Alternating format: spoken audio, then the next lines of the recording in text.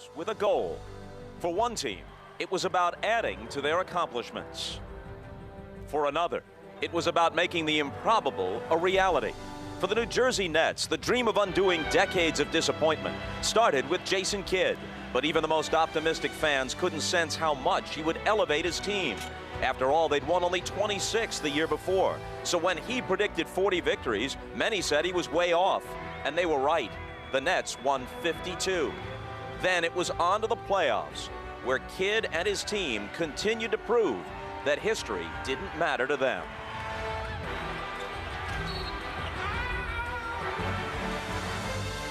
The New Jersey Nets will continue one of the most remarkable one-season turnarounds in NBA history. Their stirring playoff run has brought them to the finals, and the matchup Kidd has dubbed Team Destiny versus Team Dynasty. The two-time defending champions with perhaps the league's two greatest players, looking now to enhance their legacy after surviving their toughest test yet.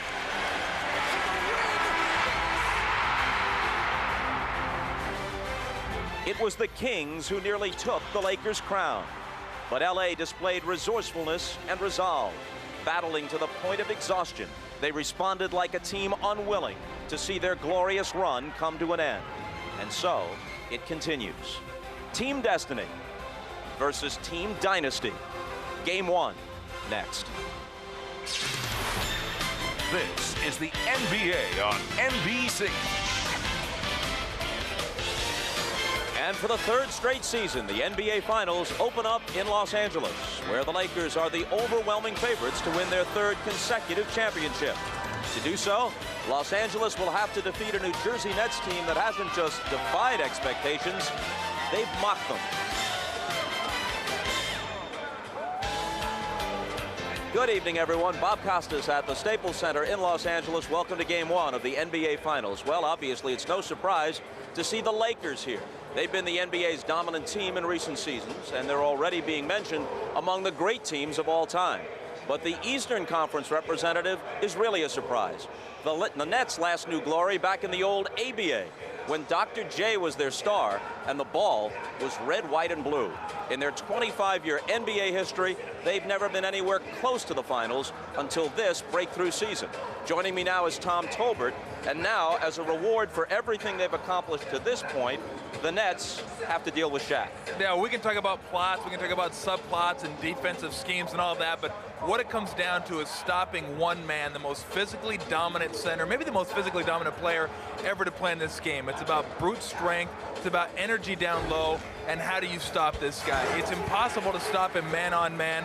I'm not sure exactly what you do, but this guy is a beast down there. And I find it somewhat amusing that they can find flaws in this guy's game, that he doesn't have a great low post game, he doesn't shoot the turnaround jumper. Well, it's like looking at Cindy Crawford and saying, well, she's beautiful, but what about that mole? Hey, what? I mean, this guy is unbelievable.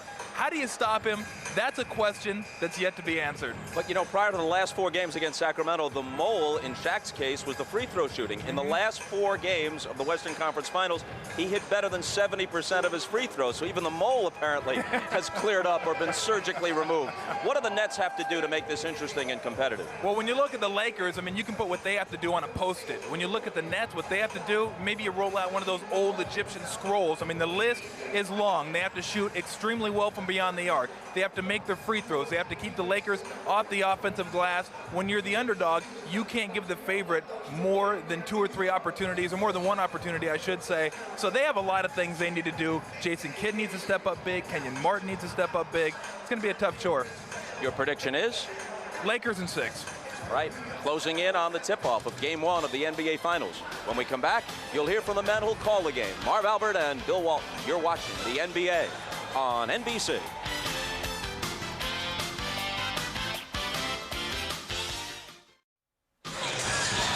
It is just past 6 p.m. here in Southern California. This capacity crowd of better than 19,000 is still filing in to Staples Center in Los Angeles as we get ready for Game 1 of the NBA Finals between the New Jersey Nets and the Los Angeles Lakers. Hi, everybody. I'm Marv Albert along with Bill Walton. Steve Snapper Jones not with us tonight. He is attending the graduation of his daughter, which means, Bill, you have even more time to talk tonight. Is that a promise, Marv? No. Let's start with the Lakers, who come off the sensational series against the Sacramento Kings in Sacramento on Sunday night. They were able to wind it up in Game 7 with Shaquille O'Neal and Kobe Bryant recapturing their dominant form in Game 6 and 7. And Marv, those two stars, they were truly magnificent in that Game 7. But in this series, the big unequalizer is Shaquille O'Neal. And the Shaq attack is in full form. Regularly throwing it down time and time again with whatever defensive strategy comes against him. Now, the last two games against Sacramento, what numbers? 38 points, 15 boards, tremendous field goal percentage, remarkable success at the free throw line. The first two games of the series, the last 2 years, in Game 1 of the NBA Finals, Shaq's numbers have even improved there. 40-plus points, 20 rebounds per game, and the regular accuracy at the free throw line. Now, the frightening burden of confronting Shaq falls on these guys, Todd McCullough, Jason Collins, and Aaron Williams. These guys have to defend without fouling. They have to rebound and run the floor, and they have to contribute on the offensive end as finishers. These guys are not playmakers. They cannot run and hide here. And Marv, the Lakers, they also have this other guy. He's named Kobe. He's pretty good too. Keen observation. The Lakers' major concern is the man that Nets head coach Byron Scott has dubbed Mini Magic, a reference to new Hall of Famer Earvin Magic Johnson. And what a job by Jason. Just a quick update on some severe weather moving through the region. Life and confidence into his guys, because if they don't believe the way Sacramento believe they can get it done, then New Jersey has no chance whatsoever. Marv, we have got a game. It's time to get going. All right, Bill, sky high as always. Basketball on his lap, getting the feel of what will take place. And coming up, it's Game 1 of the NBA Finals. The Nets are calling it Destiny versus Dynasty. For the Nets, it's their first trip to the Finals since joining the NBA back in 1976. The Lakers gunning for their third straight NBA title.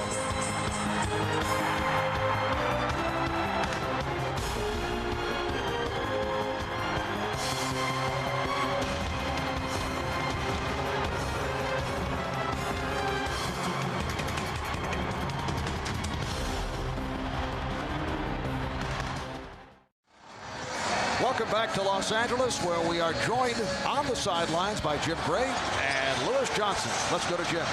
All right, thank you very much, Marv. I'm here with Kobe Bryant. Kobe, I'm told that you tweaked your right ankle at the end of the game against Michael Bibby. You had some treatment the past couple of days. How's it feeling? It feels okay, man. It feels fine. You know, yesterday it was a little sore, but it feels great right now. Has there been enough recovery time and enough adjustment time to the Nets, and are you concerned at all about a letdown tonight? Man, it's a concern of ours, but you know, we're in the finals. We're gonna come out here and let it all hang out and see what happens. Byron Scott, a mentor of yours, somebody who's very important to you, a guy who you really like. What's it like to have him now on the other side? It's fun. You know, I'm very happy for Byron being here in the finals. I used to tell him all the time he's going to be a great coach. You know, it's just unbelievable what he did this year. Kobe, best of luck. Thanks for your time. Thank you. All right, let's go down to Lewis Johnson, who's standing by with Jason Kidd. All right, Jim, thanks a lot. Well, for Jason Kidd, it's been his dream since he was a little guy to hear his name announced at the NBA Finals, and that'll happen in just a few moments. But tell me what your experience has been like walking out here on the NBA Finals floor for the first time in your career. Well, it's everything that you dream about as a kid on the playground. You want to, watching Dr. J and Larry Bird and Magic, those guys play for the championship, and this is the highlight of our career, so we're just trying to enjoy it. Byron Scott has played 30 NBA Finals games for the Lakers in his career. How does his experience help you now in your first appearance? Well, I think it helps us, and a coach that's played in this and understands the excitement. And, he just told us to relax and go out there and do what we've done all season. And he showed us his first ring, so I think that's going to inspire everybody to come out and give their best shot today. Are you as calm as you look? No, I'm a little bit more. On the outside, I'm calm, but on the inside, I'm nervous. All right, good luck, Jason. Mark, back to you. All right, thanks, Lewis. We'll take a break. Back in a moment with the introduction of the starting lineups.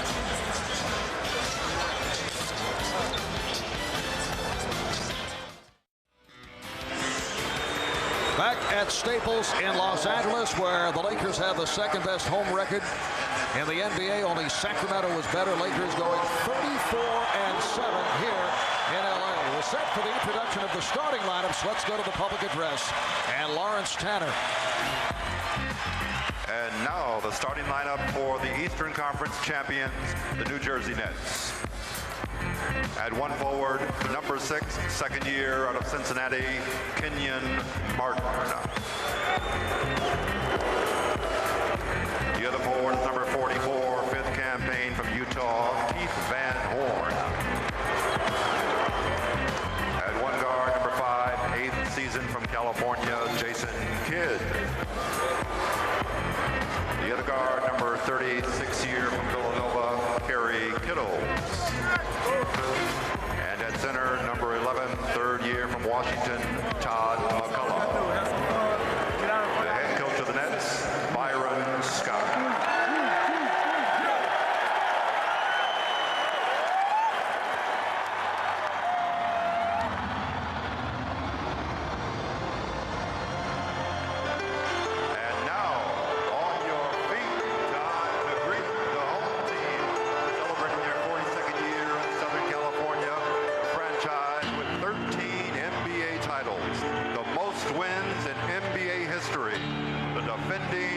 Back-to-back NBA World Champions, your Los Angeles Lakers.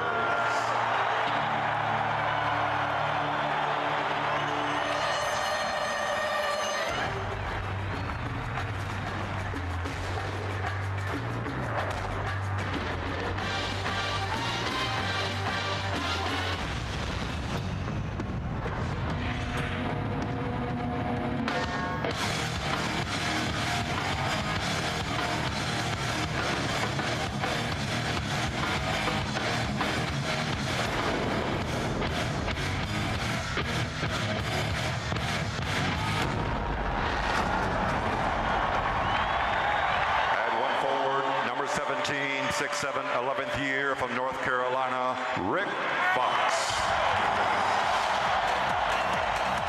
The other forward, number 5, 6'10", 10th campaign out of Alabama, Robert Horry. At one guard, number 2, 6'1", sixth season from Arkansas, Little Rock, Derek Fisher.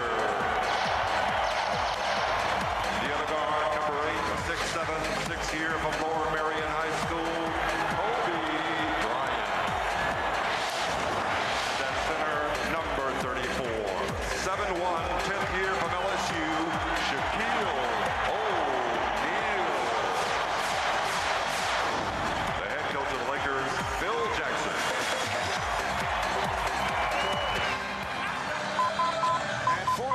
Lakers franchise, their 21st appearance in the NBA Finals as the LA Lakers. They're going for their 14th championship, including 5 in Minneapolis before moving to LA back in 1960. Once again, let's check in with Jim Gray. All right, thank you very much, Marv. As you just alluded to, I told that to Shaquille O'Neal, that no LA Laker team had ever won 3 titles in a row. He said, I love that. I love the challenge. That's all that motivates me to do what no one else has been able to do. He said, you must understand, I'm a pioneer. You know, between 1400 and 1491, no one discovered America. And then in 1492, all of a sudden Columbus came along. Just because it hasn't been done before doesn't mean it won't be done tomorrow. Lewis? Jim, thanks so much. For Byron Scott, it has been 5 days full of emotion leading up to this game 1. And Scott was telling me about coming home to Los Angeles, where he won 3 championships. This is where his family is. The telephone has been ringing off the hook, and he's going against what he calls the greatest basketball franchise, represented by names he obviously admires. Dr. Jerry Buss, the owner of the Lakers, and Jerry West, the man whose image literally represents the NBA. But Scott said that emotion stops here, right now, at the tip. Now it's war until it's over. Marv? All right, Lewis, the officials, Joe Crawford, Ron Garretson, and Jack Neese. It will be Shaquille O'Neal on the opening tip against Kenyon Martin, and Joe Crawford will handle the toss.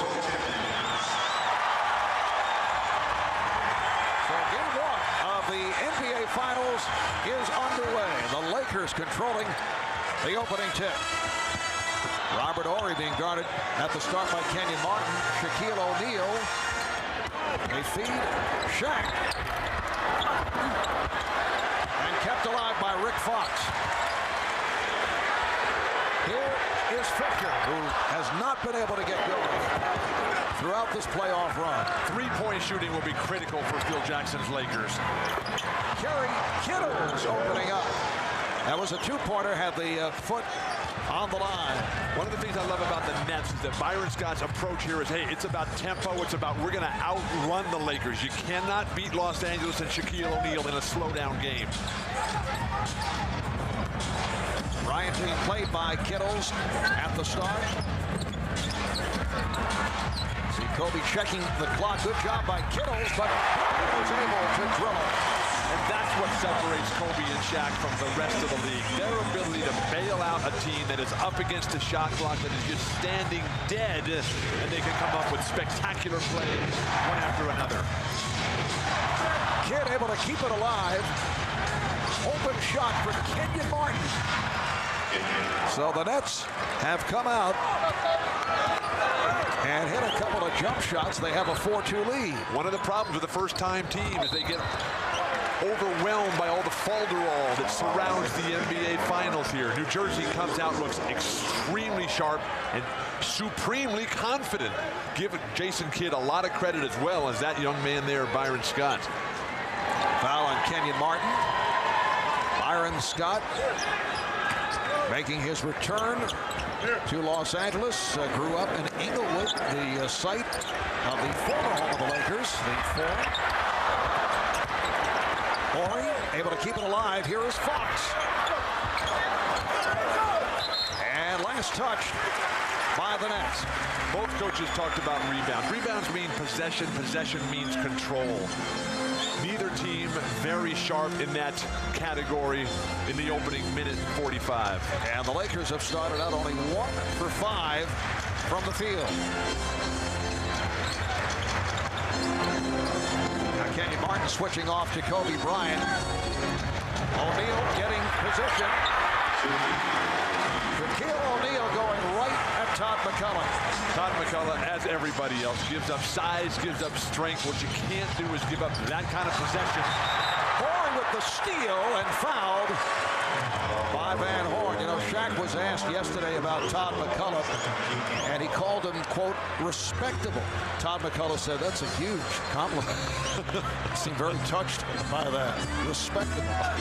Called him a very solid player. Well, Todd only averaging 19 minutes a game during these playoffs. They use 3 guys in the middle there, and Byron Scott will have to find somebody who can contribute in every aspect. Remember last year against the 76ers, Todd McCullough had but 1 excellent game. Here's Fisher open. Yes. So the Lakers now lead by the score of 6-4. Perilous turnovers. The Nets have already had 2 of them, and the Lakers have converted both times. Unacceptable at this level. Kenyon Martin being given the open shot, hit one a moment ago. Kenyon Martin has to run a give and go in that situation, or a dribble handoff. Bryant again picked up on the switch by Martin.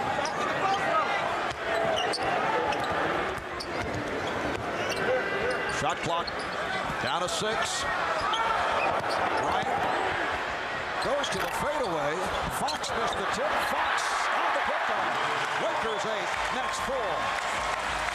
Every time the Lakers miss, they get their hands on the offensive rebound. Byron Scott, a quick time out here. They have to remedy that deficiency.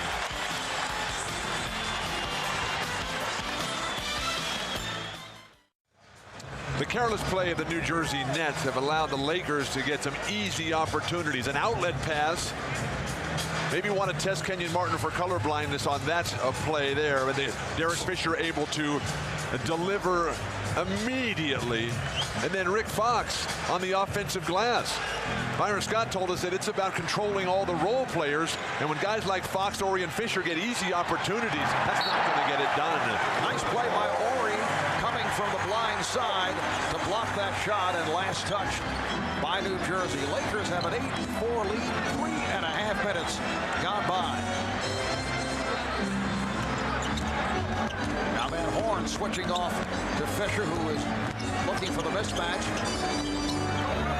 Fox being played by Kidd, gets it inside. And the foul, and you can see right at the start. The intent of the Lakers is to get that ball down low, and Todd McCullough having his difficulties. And why wouldn't the Lakers come here? This is where the mismatch is in the series, the glaring gap. And what Todd McCullough is doing wrong here is he's doing nothing in anticipation. There is no preparation whatsoever. Now, granted, he's outmatched physically, but if you move your body and get in front of Shaq first on Shaq's flash across the lane, he's going to have to come further away from the hoop. Shaq, who has been shooting his free throws so effectively, misses on the first. We're looking at 11 of 15 from the line in Game 7. Game 6, 13 of 17. They're just backing off Kenyon Martin on the perimeter. He's got any shot he wants out there. Kills from Martin, and the foul is called. Lakers in the midst of an 8-0 run. Foul picked up by Bryant. That is his first. So Kerry Kittles to the line. Kerry Kittles hit his first shot attempt. First 3 games against the Boston Celtics, he was 0 for 17 from three-point range. Really having his problems, but he's picked it up as of late. Kerry Kittles in the first 13 games of this year's playoffs, 40% field goal shooting. That won't get it done, and a nightmare from behind the arc. Picked it up, though, after they got ever so deep and ever so close to this ultimate stage. Lakers with a 10-6 lead. Lakers going 58-24 in the regular season, finishing second in the Pacific. Bryant tries to get it down. No, it goes as Shaquille O'Neal comes through with his third field goal. He has 6 points. And what you don't want to see from New Jersey is them having to have Jason Kidd walk the ball up the floor. The switching every play, I think, is hurting New Jersey. You got to guard your own man. The Lakers are getting whatever they want. Kidd way off, rebounded by Horry. Dangerous pass by Fox. To handle it on a deflection by Van Horn. If you're New Jersey here, everything going against you. The Lakers perfectly sharp. Get running. Try to get an open court game. The more opportunities, the better their chance. Once again, Kenyon Martin given the shot. That's his second field goal. Robert Horry is not within 15 feet of Kenyon Martin. Bryant going and Martin spinning his way. Making the spectacular look routine on a consistent basis. Here's Kittles for 3. McCullough able to keep it alive. Kidd shoots from downtown. Jason hasn't had any penetration and dish opportunities. No dribble handoff. Nothing in the open court. No defensive plays.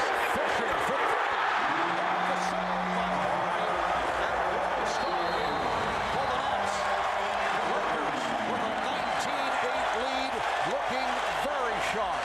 With 6:18 remaining in the first quarter.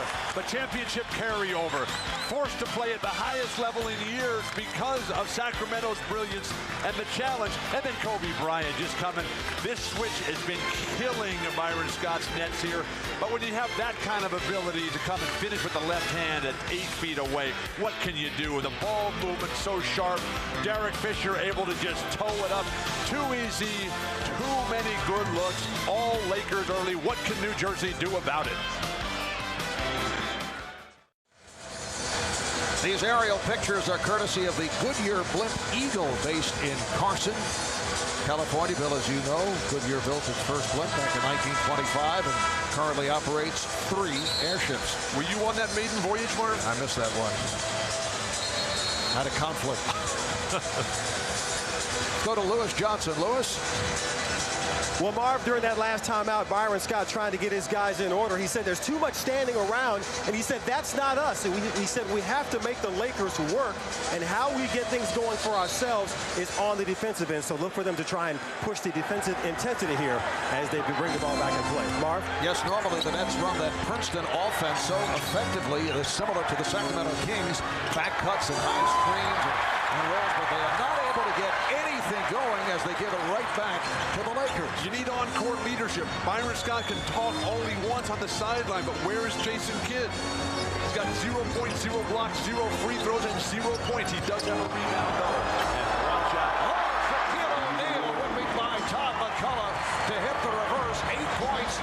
Shaq on 4 of 6 from the field. Todd McCullough is getting nothing done there. He's not contributing on the offensive end. Byron Scott coming with a change with Richard Jefferson. Maybe you find a spark off the bench. Jefferson and Aaron Williams getting set to come on. Here is Kidd, and that is his first field goal. We saw in the Sacramento series that all it takes is one guy playing well, particularly if that guy is the point guard, as Mike Bibby torched the Lakers and gave Sacramento such confidence. Right now, non-existent for New Jersey. Meanwhile, the Lakers with very sharp ball movement, feeling very confident here at the start. O'Neal, yes. He's just moving so well. All season long, plagued by the bad toe, plagued by the lackadaisical effort. Right now, though, everything on top. Horn able to follow the shot, and they get the new 24.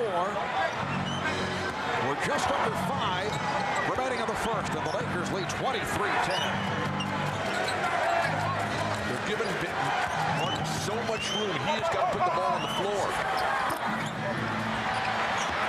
Back comes Bryant. Now met by Kittles. Shaq rolling down low, but it goes back out to Fisher. He drives the lane. Fisher showed some signs in Game 7 at Sacramento, hitting 4 of 9, but his shooting had been way off and had that difficult time with Mike Bibby. Byron Scott's trying to get 2 guys into the ball game. There's no stoppage to play. They might want to take a foul here by a Todd McCullough, because Byron Scott cannot afford to burn any more timeouts right now. They got to get these new guys into the court. Meanwhile, Bill, the Lakers have hit 9 straight shots.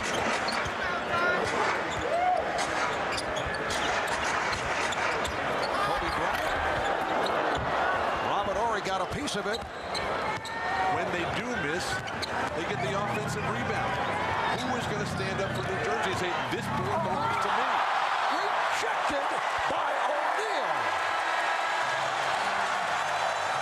With no pressure on Shaq to guard Todd McCullough, he just zones it up in the basket area, getting defensive rebound, igniting fast break. When the penetration does come, you got to come all the way into Shaq and then lay it off for somebody else who's shooting while Shaq is denying penetration. Beautiful block.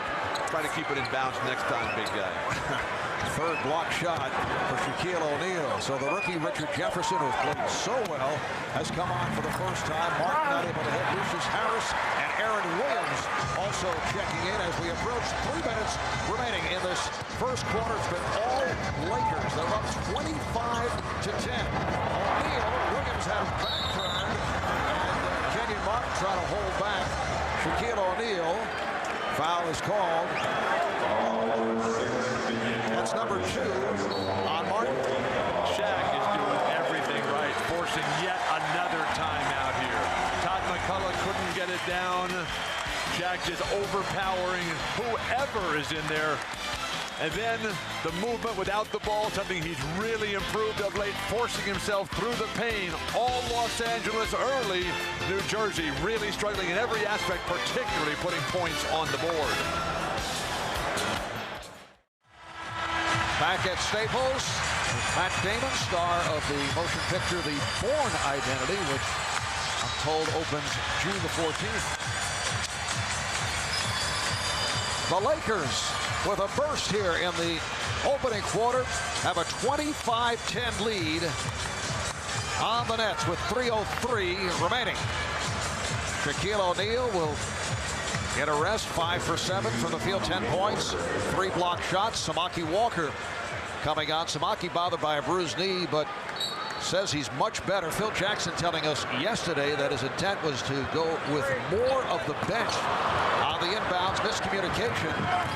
And Jason Kidd puts the move on Derek Fisher and then beats Samaki Walker. Everything changes when Shaq goes to the bench, and the Nets right on top of the play, and finally an open court play. Byron Scott told us that tempo, containing the role players, and keeping Kenyon Martin near the basket area will be the critical elements in New Jersey's task at pulling off this monumental upset bid. And the Nets staying with Martin on Bryant. The jumper in his face. So Bryant with 6 points. Lakers now lead at 27-12. Lakers have hit 13 of 21 from the field. New Jersey only 5 for 17. The jump hook nicely done by Kenyon Martin. That's his 3rd field goal. Outstanding execution. This will be the ultimate test of Kenyon Martin's brief career. Just in his 2nd year, he told us that his leg is all better from the injury from last season. But this is a different level than Martin has ever played before. And this guy he's matched up with, oh my gosh. With a series of crossovers. Kenyon Martin has pulled it back during the postseason. Called for 6 flagrant fouls during the regular season. Lucius Harris not able to hit. The last flagrant called on Kenyon was March 15th. He's gone, Bill, 33 games without a flagrant foul. He has realized that it's not about physical play in terms of crossing the line of what is accepted in terms of the fairness of treating your opponents with respect. 1 on the shot clock, so Bryant had to fire it up. Walker able to handle that rebound. Even the desperation bounces are going for Los Angeles. Walker not able to hit. Coming up on a minute remaining on the first. Here's the speed of Jason Kidd. Rejected by Walker. Kidd leads Bryant. Whipping by Williams. He thought he was fouled. No call. Kidd with a beautiful move. Going behind the back on Fisher. Kobe raked across the head on that incredible reverse layup attempt. Couldn't believe there was no call. Maury switching off to Kidd. Kidd reversing himself, but not able to convert. And Jason's teammates are not moving in unison with him. Foul on Harris. Lucius Harris still playing with that protective gear, although he does not need it. Says he feels more comfortable with it. He was cleared to play without that mask a month ago. Just after suffering the broken bone between his eye and ear on the right side of his head. Says he shoots better with the protective gear. Whatever works. It makes no difference. Whatever makes the player comfortable. NBA.com is the place. Great photos throughout the finals, on the court and off, from action shots of the top plays to celebrities who are, as they say, loving it live. Log on to NBA.com to email your favorite photos to your friends. It's all at NBA.com. 35 seconds remaining on the first. Lakers lead 29-14. Too late to go for 2 for 1 here. Just get the best available at whatever time on the shot clock. Poked away from Martin. Kidd checking the clock. Martin off the double team. And rebounded by Devin George, who just checked in. Perfect give and go there. Jason Kidd had his man beat. Kenyon Martin just laying it right back for the short 14-foot jumper. Ouch. Final seconds of the first. Out of 3, 2. Fisher gets it away. So that is the end of the first quarter. The Lakers, hearing it from this crowd, they lead the Nets 29-14. The Lakers 13 of 26 from the field. The Nets just 6 for 22. Shaquille O'Neal, the high man, with 10. Back with the second in a moment.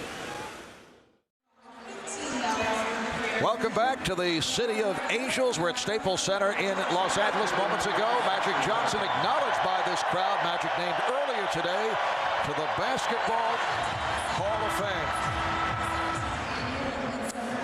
Also named Larry Brown, Lute Olson, head coach at Arizona.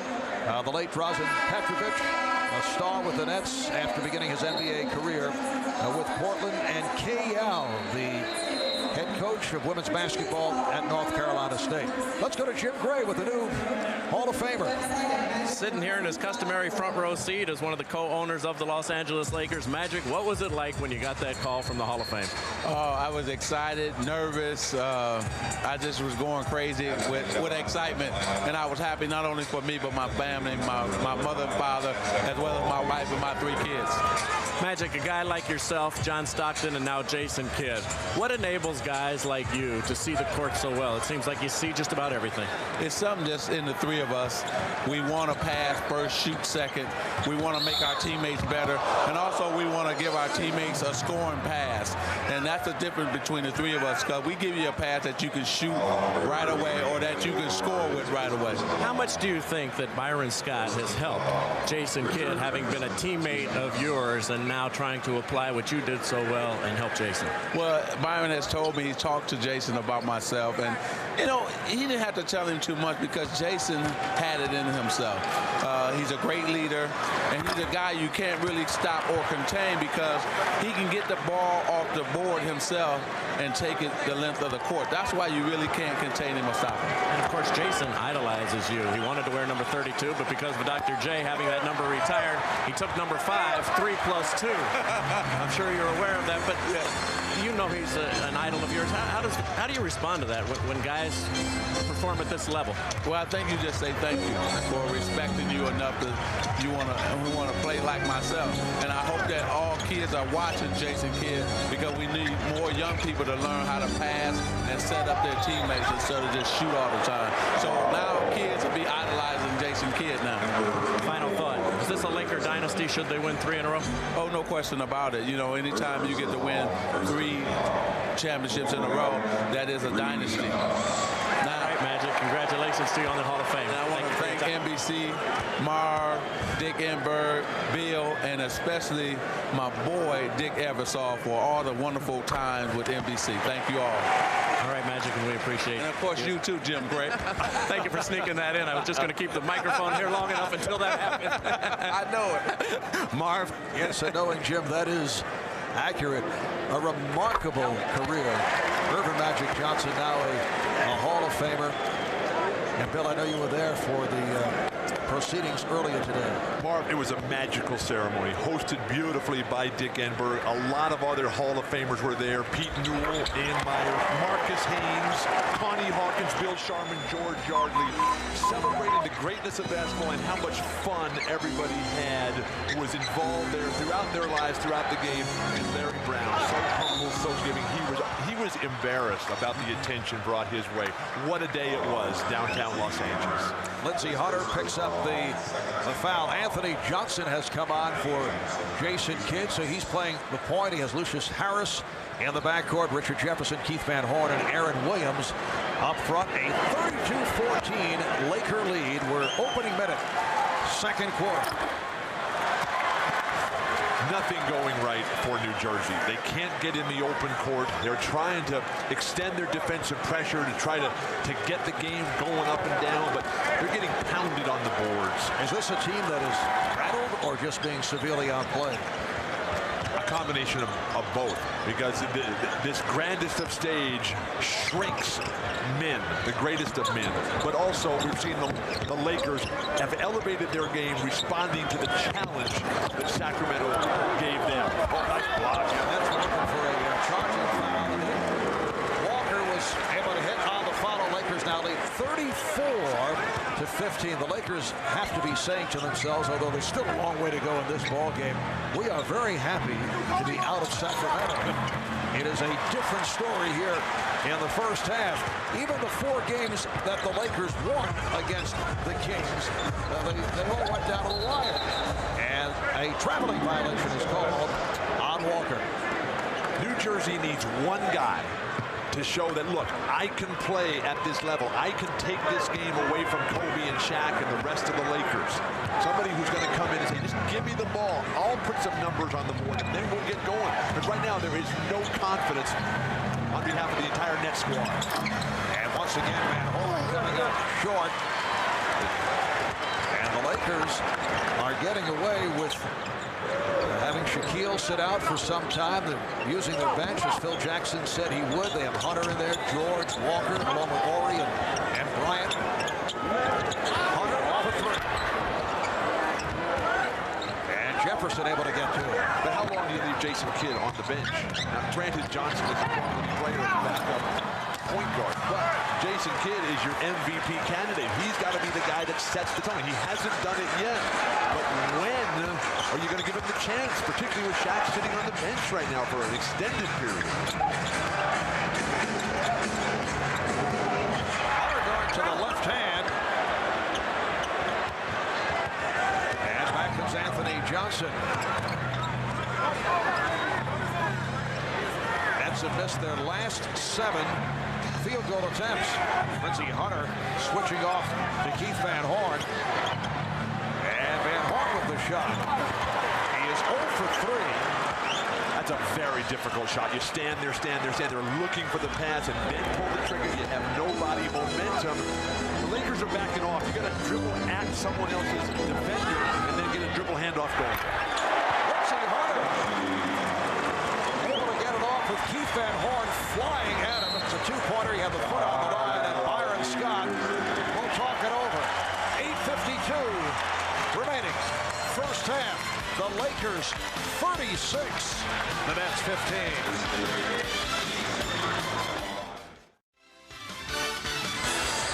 Well, this is the first time in NBA Finals history that the 2 head coaches are facing teams for which they played. Byron Scott, of course, a key member of the Laker title teams in 1985, 1987, and 1988, soaring through the air with those Showtime Lakers. And Phil Jackson, a member of the Nets for the 1979 and 1980 seasons, modeling the old Nets uniform proudly. And we should point out, not soaring through the air. Phil spent time as a player and assistant coach, also as a color commentator with the Nets as well. What a physique by Phil Jackson there. You look at their playing careers, the playoff games played, the championships won. Phil Jackson, of course, mentored by Red Holtzman. The defense for Los Angeles just so good, though. Byron Scott with vivid memories of that Game 1 1985 Finals Memorial Day Massacre. Celtics 148, Lakers 114. The Lakers came back to take that series. Van Horn with his first field goal.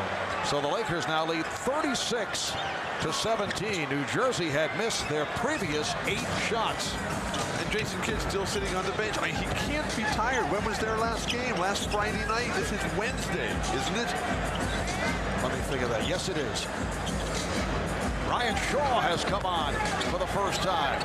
Shaquille O'Neal back on the floor, getting right to it. 6 of 8 for 12 points. It has been too easy for Shaq as you think back to the series against Sacramento where they had him surrounded at all times. Aaron Williams. And the Lakers now lead 38-19. But Sacramento has the advantage of playing against the Lakers a ton of times, not only in the regular season, but the last 3 years in a row in the playoffs. So they have gotten a sense of what to do, what it's like to play against the big man. Throws it down one more time. Shaq has hit his last 7 shots.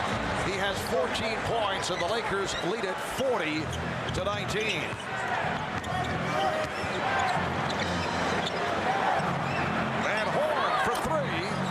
Jason Kidd getting set to check back in. No perimeter game whatsoever. How about penetration and dish? How about a dribble handoff? When the guy's backing off, you drive the ball to the elbow and then reverse pivot and lay it down on the floor to somebody. Hunter backing to 3-point territory. Here's George for 3. And Hunter able to scoop it up. They have the new shot clock. Phil Jackson now has Hunter and Shaw in the backcourt. O'Neal up front with George and Medvedenko. Shaq. 16 points. He's hit his last 8. He is just rolling in every aspect of the game. The defense, the rebounding, the block shots, and then in the offensive end, the touch, the repertoire. Just outstanding. And Joe Crawford indicating a foul on Lindsey Hunter. That's his second. We're seeing no lingering effects from the sore toe that is plaguing Shaq all year. The flash in, the movement without the ball, the execution, the flawless footwork, the power, the combination with the finesse, the touch going both directions, whether it's a jump hook or the turnaround jumper. What are you going to do defensively? McCullough, who just checked back in, coming up with his first field goal. And Shaquille O'Neal seems to have the elevation and his energy back, coming through with those terrific performances. Games 6 and 7 against the Kings. He is back to his usual dominating self. Good play, though, by McCullough. Kidd pulls it up. That's a 2. Had the foot on the line. He was trying to move back an inch or two, but Joe Crawford was right on it, and the Lakers now lead 42-23. 6 minutes remaining in this first half. Now the Nets have to build on a play like that, but not just count on Shaq dropping the ball and turning it over.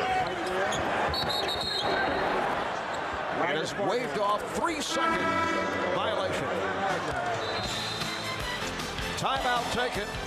It has been all Lakers in this first half.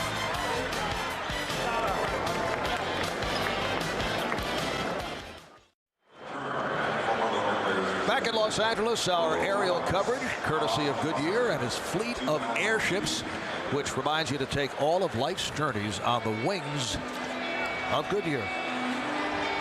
On a Hall of Fame day in Los Angeles, Shaquille O'Neal has shown what it means to be the MVP, to be a great player, setting the tone and dictating the terms of the conflict, moving beautifully and gracefully without the ball, throwing it down time and time again, moving and thinking as one with his teammate Kobe Bryant, defensively sending it all back, denying every turn for New Jersey, and then torturing Todd McCullough time and time again inside.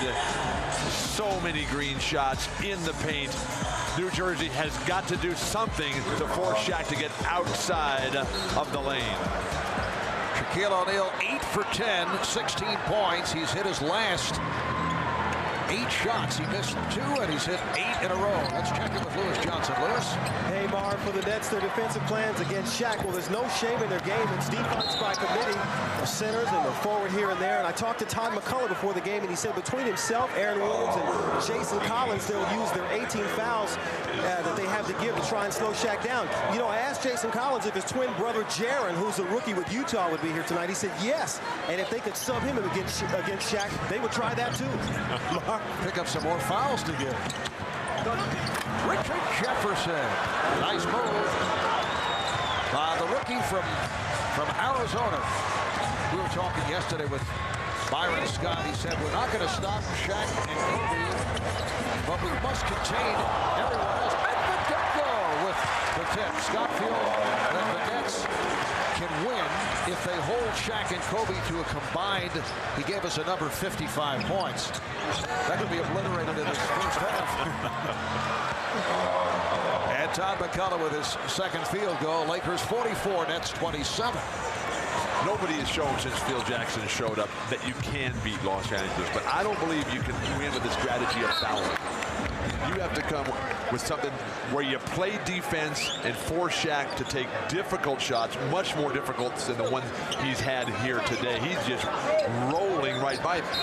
But the grace of this guy, combined with the power and the skill and the strength to make that kind of play at that size, unheard of in basketball history. Bryant thought he had a teammate, but it was Jefferson.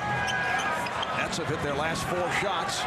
We're down to 4.5 remaining in this first half. LA's defense has kept Richard Jefferson under control. Todd McCullough, swing the sky hook, big guy. Jabbar, speaking of Hall of Fame day. Bill, control yourself. We were talking earlier about last year's NBA Finals was Game 2. McCullough playing for Philadelphia against the Lakers, 13 points in 16 minutes. And then did not score at all in the other 4 games. Foul is called as Fox and Jefferson came together. It's on Jefferson. Todd McCullough calling for the ball here. And I got Shaquille O'Neal. I got a fit. Oh no, it's Slava Medvedenko, excuse me. Swing it, Todd. Throw it from the free throw line. But one major problem that the Nets are having is their defensive rebounding. I mean, guys like Kenyon Martin and Terry Kittles and Richard Jefferson and Jason Kidd, they've got to just pound that on the rare opportunities that the Lakers do miss. Block shot. Fox on a quick release, rejected. Robert Horry is back, coming off of Slava Medvedenko.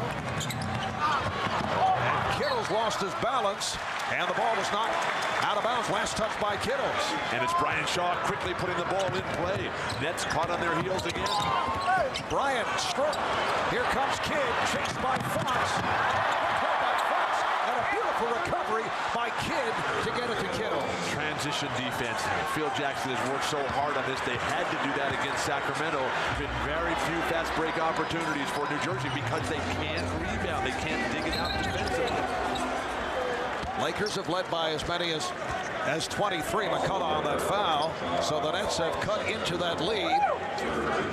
Finally an open court opportunity for Jason Kidd, but tough spacing. When there's just one guy back, you got to take the ball down from the side. Fortunately, Kerry Kittles comes right in behind Jason Kidd. Jason able to lay it off, and then the strong finish by Kittles. You get the idea that the Lakers are very relaxed as they exhale coming off the tense moments, very anxious time against the Sacramento Kings. That lead is now down to 13, but they seem to have everything very much under control. Shot clock is at 3. Here's Fox. Yes. My sense of the Lakers is determination to get it done. Our meeting with Shaq and Phil Jackson yesterday, these guys were focused. They're leaving nothing to chance here, and we have seen that executed on the floor brilliantly. Another open shot for Martin. Good play by Horry, getting it to O'Neal. But just look at the way Shaq is running the floor here. No more walking up and down. No more lackadaisical approach. He's flashing. He's got his knees flexed. He's moving. He's calling for that ball. Pump faking with the passes and then getting whatever he wants on the offensive end. Martin able to get to it.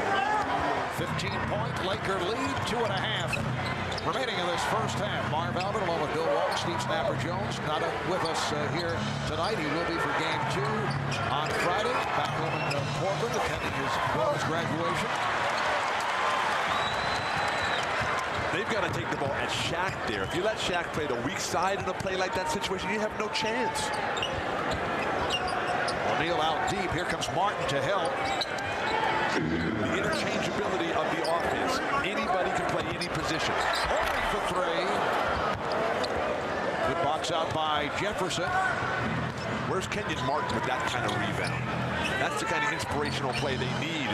Jefferson, Martin, good repost here by Martin. Nice pass. There's a hideout. Jump ball is called. Oh, goodness gracious sakes alive. Todd McCullough. You seem to enjoy jump balls, Bill. Oh, it's the best part of basketball. That's what determines your fate in life. Shaq just badly beaten, reaches around, and fortunately able to grab right onto that ball. And his strength. Get back here, Todd. This ball, this game belongs to me. Action-packed at halftime. I cannot believe that lineup. Charles, Kenny, and Tom. Are there enough microphones out there? Is there enough time? Who's in charge up there? Speaking of microphones, we were eavesdropping a moment ago on the New Jersey Nets huddle. Let's listen in. Just got to box out, guys. They're killing us on the board. We know if we rebound with anybody, we got a good chance to win the game. So we got to give these guys one shot. We can't allow them to get 2 or 3 shots.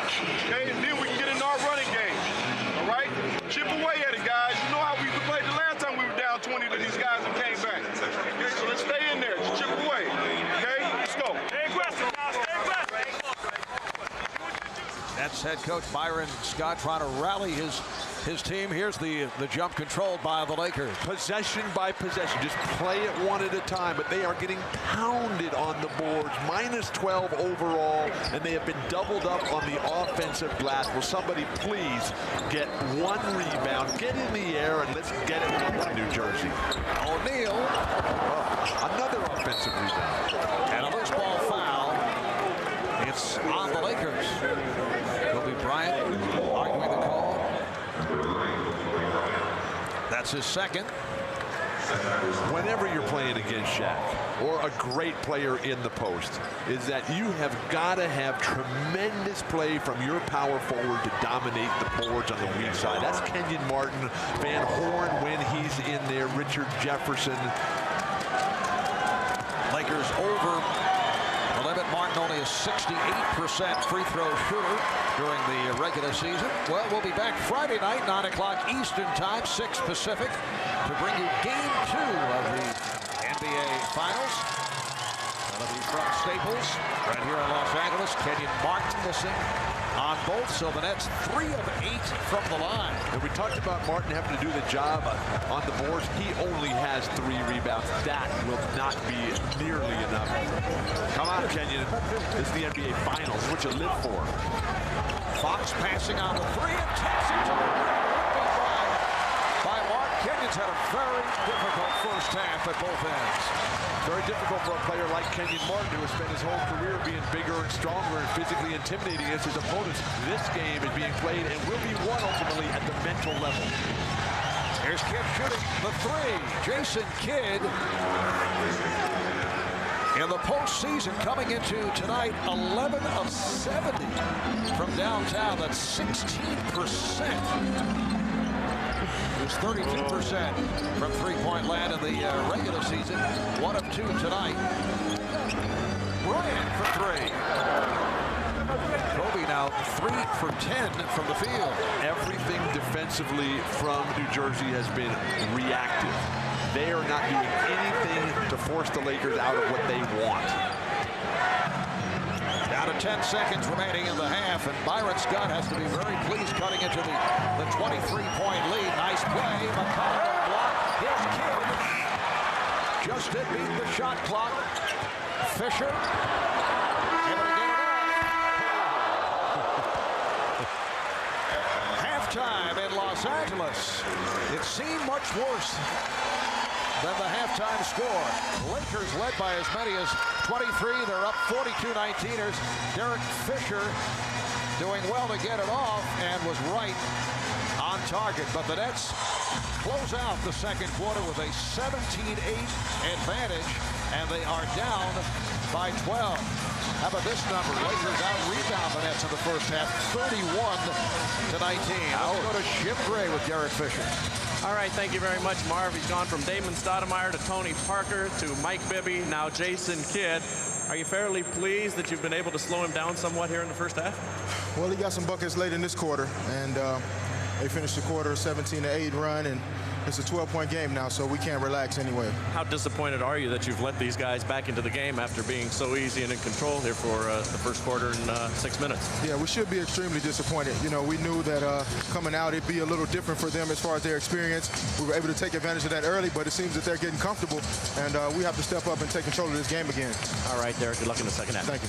All right, Marv, back to you. Thank you, Jim. Shaquille O'Neal, the high point man, with 16, 8 of 13 from the field. Jason Kidd leading the Nets with 11. Coming up, Verizon Wireless at the half. Bob Costas and Tom Tolbert will be joined by Ernie Johnson, Kenny Smith, and Charles Barkley. It's all coming up momentarily. At halftime here in LA, Lakers 48, Nets 36. You're watching the NBA Finals on NBC. Lewis Johnson by the New Jersey bench. I just talked to Byron Scott a few moments ago and asked him what's happening with Kenyon Martin, who has no points, and Kerry Kittles, Keith Van Horn with 2 points only. And he said he doesn't believe that they're overwhelmed by the situation, but he says his real problem is a lack of rebounding. He said that's why Jason Kidd has not been able to push the ball up the court like we've seen him do all throughout the playoffs. So the New Jersey Nets focusing on rebounding and, of course, their signature defense. Let's get down to Jim Gray. All right, thank you, Lewis. I spoke to a number of the players as they came out for the Lakers. They said that Phil Jackson told them that things came too easy. They need to work much harder here to regain the momentum here in the third quarter. He warned them, as he always does, of being lackadaisical coming out in the third quarter. It has been historically throughout the season their worst quarter. He says they're beating us on hustle plays. Don't let down at all. Don't be satisfied. Marv? All right, thanks, Jim. Well, Robert Horry came out aggressive as he was able to pick up his second block shot. Derek Fisher, Kobe Bryant in the backcourt. Fisher has regained the touch. Shaquille O'Neal is up front with Rick Fox and Robert Horry setting the nets. And Jason Kidd and Kerry Kittles at the guards. Kenny Martin, Todd McCullough, Keith Van Horn up front. You can see the swing in this game. Horry with the steal. Robert Horry is such a cerebral player, and Kenyon Martin has got to start thinking out there. Can't use back to the basket moves. And the Lakers have taken a 52-36 lead. The challenge for Kenyon Martin to elevate his game, not be about jumping high, running fast, and physically punishing players, but by being in the right spot at the right time and executing. Here's Kidd. McCullough. Todd. Throw it down. Good hands of Todd McCullough, surprising a couple of Lakers getting to the ball, and the Laker lead is now 14. So McCullough has 8 points, 5 rebounds.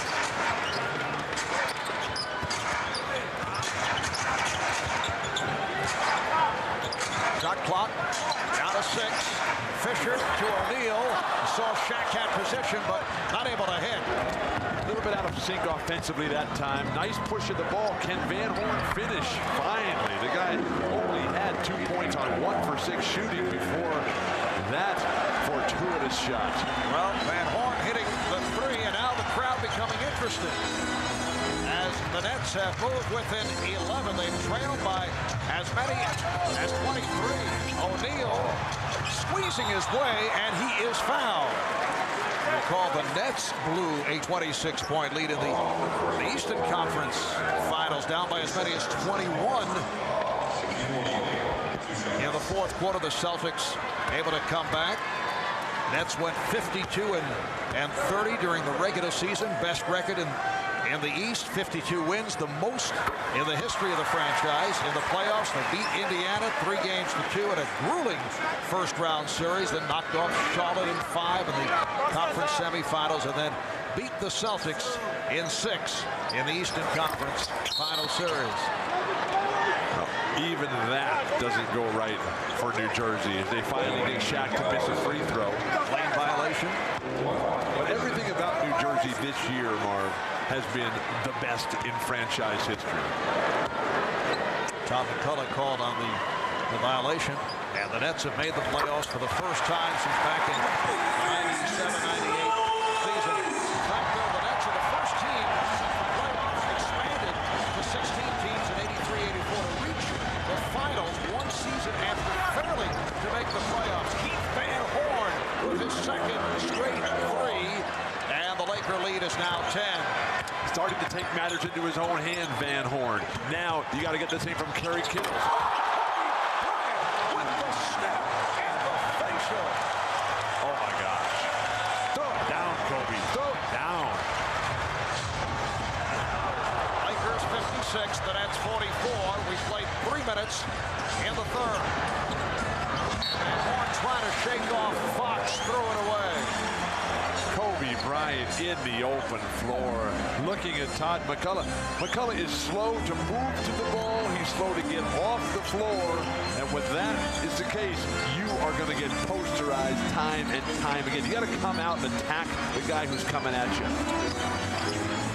Bryant stopped by Kittle. Nice play by Kerry Kittles, and last touched by Kobe Bryant. That last turnover by Keith Van Horn, he has to drive the ball not at his man, but at Jason Kidd's man. That is what's going to create the double team. That's what's going to create the opening for someone. And Horn with a hot hand, so they set him up again. McCullough keeps it alive.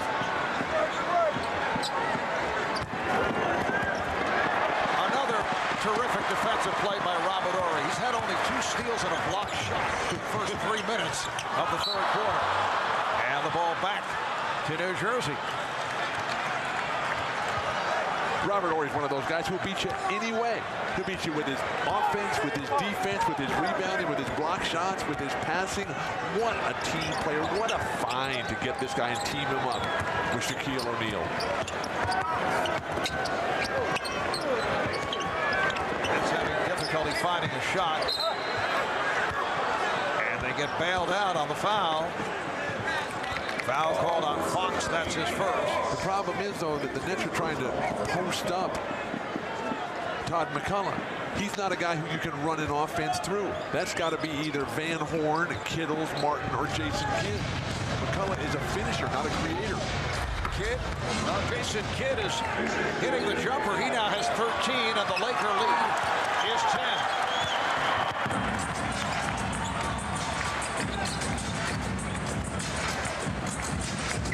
Fisher played on a switch by Martin. Nice play by Kidd. The Nets much more aggressive coming out here in the second half. Foul is called on Fox. Remember when Charles Barkley was talking about the deer in the headlight syndrome? That Byron Scott denied to Lewis Johnson, but this is a different team we're seeing here in the second half. Jason Kidd, Van Horn, and come out and said, you know what? We stunk it up in the first half. This is the real New Jersey Net team.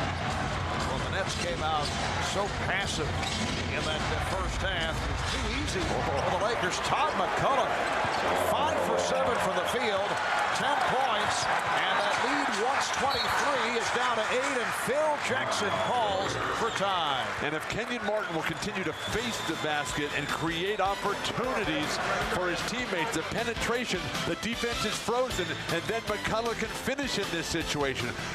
When Martin gets his back to the basket, that he really gets in trouble against Robert Horry, who towers over him. High above, the Goodyear Blimp Eagle has been providing these aerial pictures. 2002 marks the 104th anniversary of Goodyear and the 77th for their blimp fleet.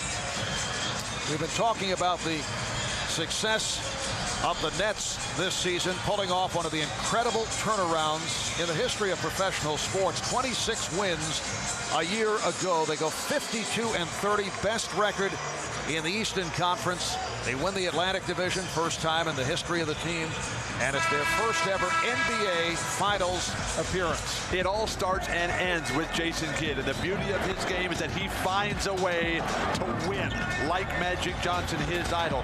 Todd McCullough, Keith Van Horn have come alive here, with McCullough setting hypo screens. Shaq's not going to come out. McCullough's got 10 points, 7 rebounds, 5 on the offensive end. Shaq with only 18 points. That has been, by this comparison, pretty much of a wash in the middle. Was it too loose and easy for the Lakers at the start? Absolutely, and they've lost their focus, their concentration, and determination. But Robert Horry continues to be outstanding. He's got points, 5 rebounds, 4 assists, 3 steals, 2 blocks. What can't this guy do to help his team win ball games? Robert Horry, maybe the major reason his kid is able to hit again. Now, the big reason that the Lakers are in the NBA Finals, that game-winning 3 in Game 4 against Sacramento turned the series around. Well, they would have gone down 3-1, going back with 2 more games in Sacramento. Bryant draws the foul. It's in the act. Kobe taking a shot over the right eye, so he'll shoot 2, fouled by Kerry Kittles. Let's check in with Jim Gray. Jim? All right, Marv, during that last timeout, Phil Jackson said to his team that the Nets have now found their offensive rhythm. We must slow down the pace. By playing fast, we are playing right into their hands and enabling them to get back into the game. After it was all over, he turned to Jimmy Clemens. He said, what is it with us in this quarter? Why do we always come out of the locker room after halftime and lay an egg? Jimmy didn't have an answer. Marv? It is strange. Can you recall a situation like that from your playing days where a particular quarter just come out and don't have it? That has happened to the Lakers time and time again, in particular in the playoffs. They're so good when they want to be. They lose so much at halftime. When they go in there and figure it's over, they can just force the other team to quit. Martin not able to hit. Horry on the rebound as we come up on 6 minutes remaining. Third quarter. Lakers up by 10. And a 3-second violation called on O'Neal for the second time tonight. Shaq has been a no-show here in the third quarter. And the best player is responsible for setting the tone. Well, we talked about what he did in the opening few minutes of the game. If they want to pound it down and finish him off tonight, Shaq's got to be the guy. He is the difference. Kittles.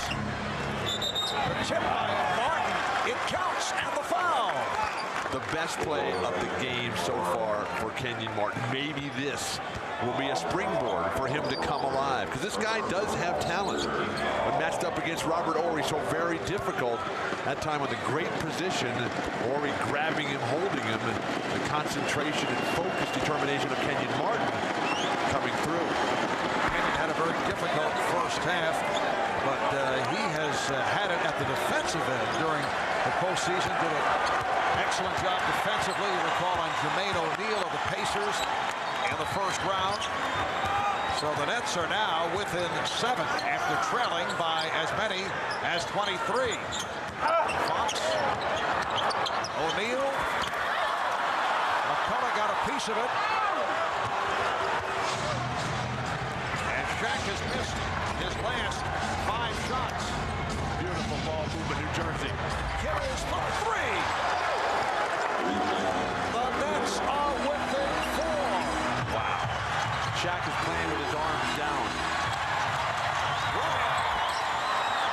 A fourth shot by Kobe.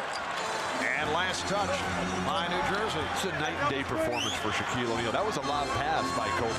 He was looking for one of those Game 7 throwdowns, and they come right back to it. O'Neal with his first field goal of the third quarter. The Lakers lead 62-56. This crowd is back into it for the first time since the player introduction. The sense of uncertainty. So strange here, where the fans just figure they're going to win everything. Van Horn for three. Well, there were many anxious moments here at home during the series against the Kings, who extended the Lakers to 7. Here's Bryant, one for his last 8, but draws the foul. So Kobe will go to the line. The Nets with their third team foul. It's on Van Horn. That is 3 on Keith Van Horn. The beauty of the continuity of the triangle offense by Tex Winter. We're so sad that Tex Winter did not make it to the Hall of Fame today, but the ability of this guy to get the players to realize that you got to keep moving, and when you don't have it, that's when you're most dangerous and most effective. What a genius Tex Winter is, and how unfortunate and sad ultimately. Well, I think it'll happen. When? For Tex? I know that he was disappointed that he did not get the phone call. But Lakers now lead 64-56 with 4:25 remaining in the third. Martin. Rebound McCullough, and he is fouled. Todd McCullough has done a very strong job in this third quarter. And he's realizing he's finding a way to make contributions. He's never going to be able to go head-to-head, but with Martin playing better and attacking the rim, you see Shaq having to get in the air to deny that. And as you come down that lane, you see the big guy coming, just put it up over the top. And then Todd McCullough has to come and make it happen. He has 6 offensive rebounds tonight alone. Foul called on Fox, his third. McCullough, a 67% free throw shooter. Todd in his third NBA season out of the University of Washington. Signed as a free agent after the 2 years with the Philadelphia 76ers. Lakers up by 8 points. Coming up on 4 minutes remaining in this third quarter. I like the trap in the backcourt. This forces it. Oh, they're going to call that off Jason Kidd. Ronnie Garrettson right on top of it, but the trap in the backcourt takes the ball out of Kobe's hands. Fisher has not been attacking with his normal proficiency here. Horry with the rainbow 3. Now opportunities on the run because of improved rebounding by Martin and Van Horn. And as Martin makes his move, he's blocked by Horry, so that's the second call.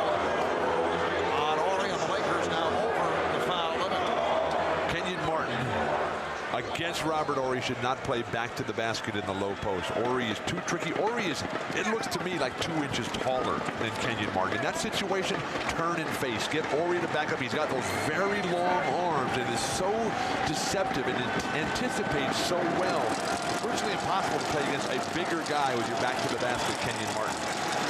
Martin listed at 6'9" and Horry at 6'10". A reminder, Sunday at 1 Eastern, right here on NBC, we'll bring you a preview of golf's greatest championship, the 102nd U.S. Open. And then beginning a week from tomorrow, Thursday, June 13th, it's 4 days of U.S. Open coverage as Tiger Woods headlines a star-studded field just outside New York City at Bethpage Black, the first truly public course to host the U.S. Open. Bryant, yes. Smooth shot by Kobe for the first time in a while. But the opportunities have not been there. The number of chances to attack. New Jersey done a very good job of adjustments at halftime. Plus, they got players who are really playing now. Here's Kidd able to whip by. Kidd on the follow. Kidd again. Rebounded by Horry. Fox is trying to alley-oop with O'Neal, but it went in, and Shaq is called for offensive interference. interference. Would this have gone in if Shaq hadn't have touched it? I don't think so. It probably would have hit the backside of the rim. Remember, this is what Wilt used to do all the time, and then they changed the rules.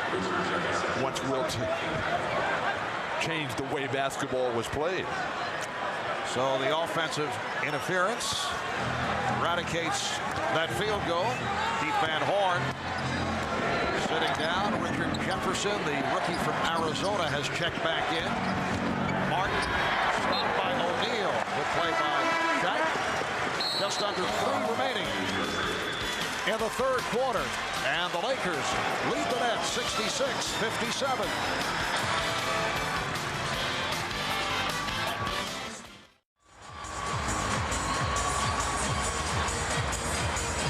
Back at Staples in Los Angeles, Marv Albert with Bill Walton. The Nets turning things in this third quarter. The Lakers with a 66-57 lead.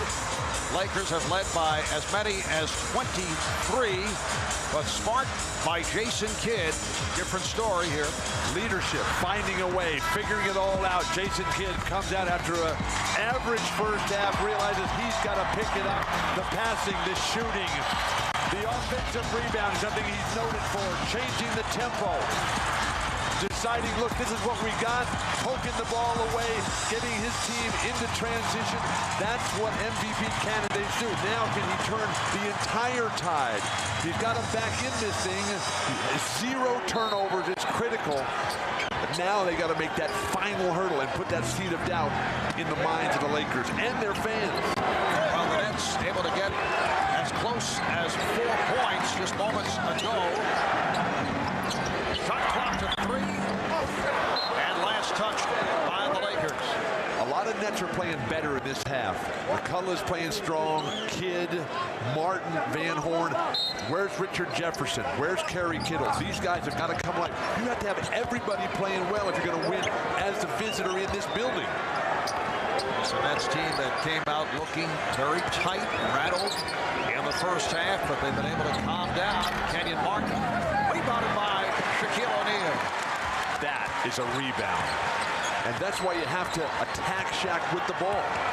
Look at Kobe Bryant. He's missed 8 of his last 10.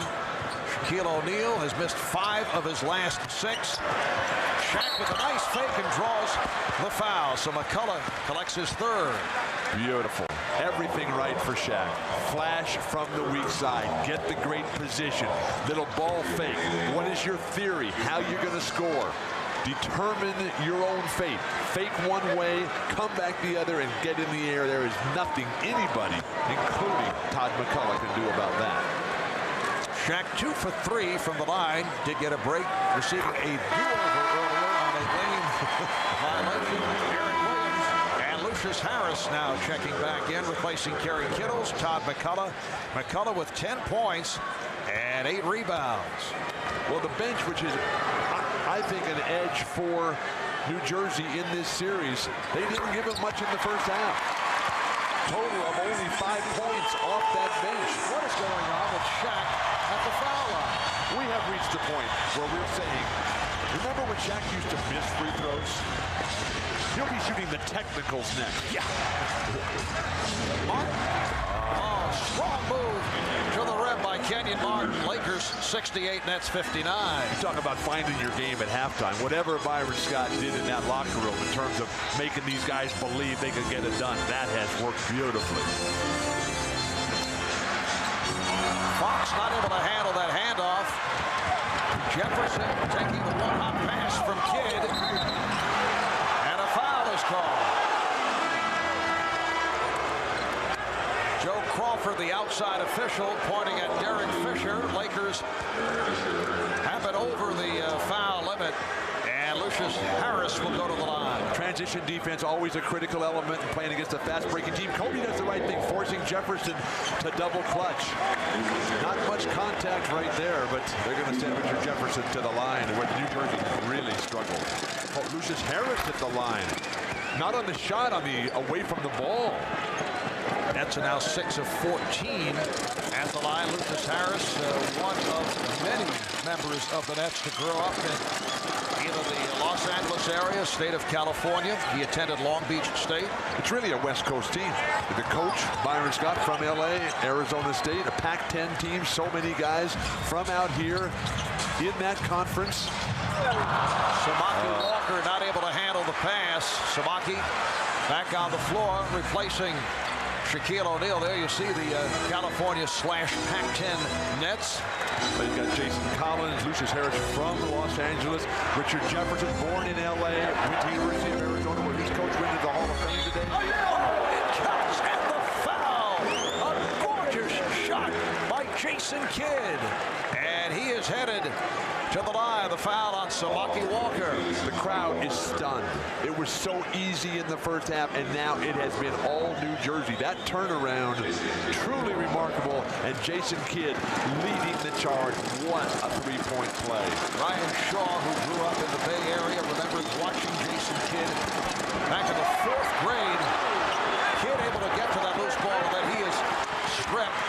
Remembers watching him playing CYO basketball. Brian said seeing Jason play, it was the first time he'd seen a guy that is faster with the ball than he is, and he said when he's just running straight ahead without it.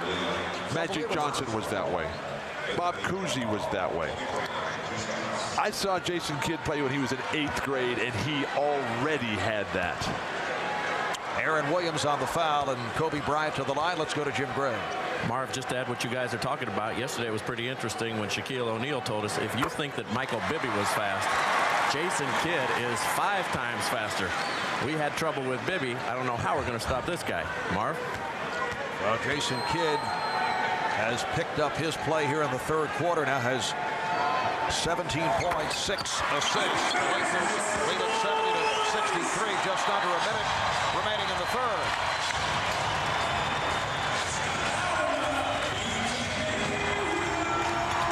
Once again, Kenyon Martin given the room. Aaron Williams. Shot clock to 6. Williams rebounded by Martin. And off the box out by Ori. Foul on Martin, who's upset. It's a tactical error by New Jersey here. Their centers, Aaron Williams that time, Todd McCullough, Jason Collins, they're not creators. They're not like Vlade Divac and Chris Webber. You don't want to run your offense through those guys. Spread the floor. Let other guys create, and let the big guys finish the play and get on the offensive glass or make little short shots created by others. Nets in the penalty, so Ori to the line for the first time. During the regular season, the Lakers and the Nets split. They had 2 games. Lakers won here at Staples in early March. Shaq had 40 points. Kobe sitting out with the 2-game suspension. Kenyon Martin also out because of a suspension. And then in early April in New Jersey, the Nets won 94-92. An excellent game for Kenyon Martin at 18 points. Shaq was injured, did not play because of a sprained wrist. Actually, the Nets during the season did very well against the West. They went 17-11 against the Western Conference. They're not only from the West, they play like Western teams. That's why they were so successful in the Eastern Conference. They played a running, wide-open game, so prevalent out here. Martin lost it off his foot. We are down to 20 seconds remaining in this 3rd quarter.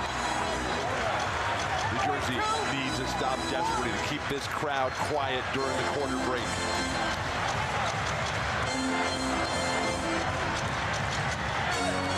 Down to 5 seconds.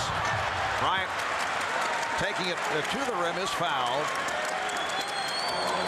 With 5 4/10 seconds remaining in the 3rd. Harris on the foul. You can talk about theoretically stopping this guy. How you're going to slow down Shaq. And in the end, these guys are just too good. But if you don't move your feet, you have no chance whatsoever. All this reaching, grabbing, leaning, trying to stop guys with your arms and your hands, that'll never get it done. Kobe down 10 for 10 from the line. This is Devin George checking back in.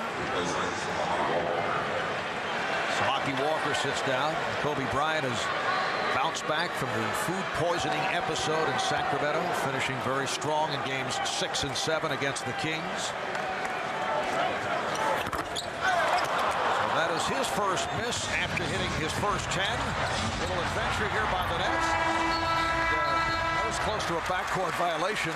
Martin not able to get it off in time. But nice poke away by Ori, and Kobe taking the ball out of Kidd's hands, denying him any opportunity. So the Lakers by 9 after 3. We'll be back after these words from your local station. You're watching the NBA Finals on NBC. Well, as always, our NBC cameras checking out the crowd. You never know who you're going to... There's a lot of people here tonight. All right, Mr. T is here. Don Johnson. Dustin Hoffman. Brad Pitt. Jada Pinkett Smith. Jeffrey Osborne. He's been a regular at Staples. Selma Hayek. That's Pete Sampras. Andy Garcia. One-time Laker girl, Paula Abdul. And, of course, Jack Nicholson.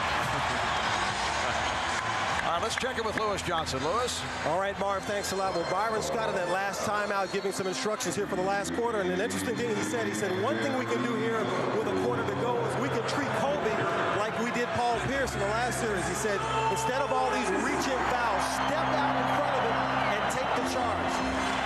That's what the instructions there, Marv. Thanks, Lewis. On to the fourth quarter. Kobe Bryant will get a rest. Lakers with a 72-63 lead. Shaquille O'Neal is on the floor. Kobe sitting down with 20 points. Lakers led by as many as 23 in the first half. The Nets trimming that lead, able to move within 4 in the third quarter. The Nets won the second quarter. The Nets won the third quarter. They have turned the offensive rebound story from a huge deficit to a +3 advantage on the whole game. And now with this full court pressure, taking time off the clock and opening up the game so they can get into their wide open court style of play, which they prefer and they need to execute if they're going to have a chance to win.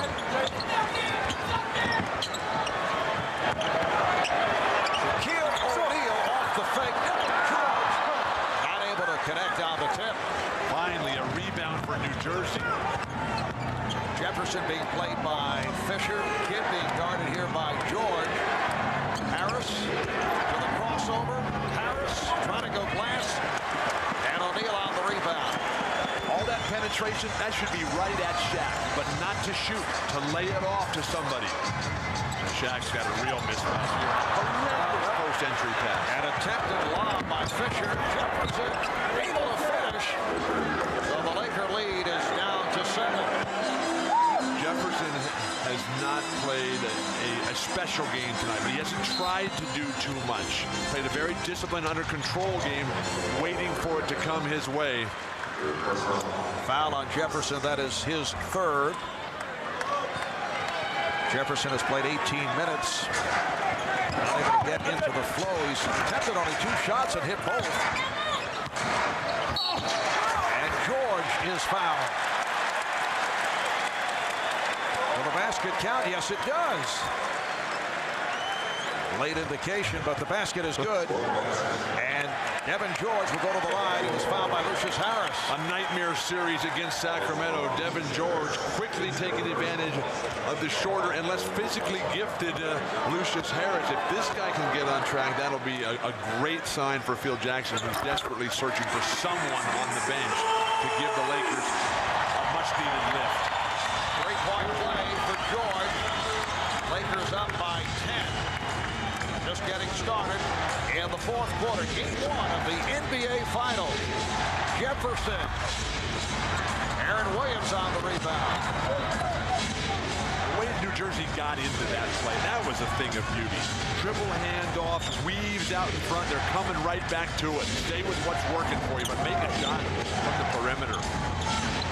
Van Horn does just that. Keith Van Horn got off to the slow start. He now has 10 points. And that's Jason Kidd driving the ball right at Shaq. When the defense has to collapse, you know Shaq is going to come to guard the ball. Everybody else will be wide open. Here's the double on O'Neal. And he is fouled. Shaquille O'Neal facing the double coverage. Aaron Williams called for the foul, a second. Off the offensive rebound, Jason Kidd looks at Shaq and says, yeah, come guard me. I'm ready because I'm going to lay it off. And then Shaq working so hard, so diligently to get the great position. Shaq wants the jump hook. That's his training. That's his mindset. You got to be up a little higher. Now, granted, he is terrific at drop step and throwing it down on the dunk. But if you can get him to turn back and shoot the jumper, you're much better off. Rick Fox back, replacing Robert Horry. The last free throw was the first from Shaq that was way off. And Rick Fox was able to get inside. He's upset with himself. He was fouled, but he wanted to convert and have the possibility of a three-point play. Foul called on Van Horn. That's his fourth. Upset with himself, Byron Scott should be tearing his hair out. Shaq finally misses a free throw, and you allow Rick Fox to get an offensive rebound, and Van Horn picks up his fourth foul. Now that's a mental breakdown. That can cost you a game and ultimately the championship. That was team foul number 4 on the Nets. The Lakers do not have any. Here's Kobe Bryant making his return, replacing Derek Fisher. Rick Fox, following several quiet games in the series against Sacramento, came on strong in games 5, 6, and 7. The pace of this game, I don't see Shaq coming out the rest of the way. No need for a rest here. All the timeouts. He's not having to work defensively because they're not attacking him enough. And there's no fouls on Shaq either. Aaron Williams with his second field goal, and the Lakers now lead 76-69. Aaron Williams has had a very solid year. His 8th season out of Xavier, and second year with New Jersey. I think Aaron Williams is one of the 2 best backup centers in the entire league. Scott Powers from Sacramento being the other one. Shaw able to get to the loose ball. Shaw is wide open for 3. Oh, now that's a rebound. Throw it down. And the foul is called as once again Shaquille O'Neal is surrounded, and he heads back to the line. The Nets with their 5th team foul. Aaron Williams called for his 3rd. Let's go to Jim Gray. Jim. Marvin, talking to Shaq, you know, he was exhausted after that game in Sacramento in that series, but he was glad that there was little time in between games. He felt that he was able to recover just in the couple of days in between, and he really didn't want a long time off. You know, they've swept so many series and done so well the past 3 years that you would kind of think that he has become conditioned to wanting some time off, but he felt he got into a rhythm in the last couple of games, and he didn't want to stop. He says, all of my injuries really won't heal until I get a long time off. It's better to get back out on the court because I've gotten used to it all and just keep playing. All right, thanks, Jim. Shaquille looking forward to the games that'll be played in New Jersey. He was born in Newark, spent his childhood in Newark, New Jersey. He has a lot of friends back in that area that went to high school in San Antonio. Nothing like going home. Lakers, Byron Scott, seeing that right now. But if somebody doesn't block Rick Fox off the offensive board on missed free throws, Byron Scott's not going to have any hair.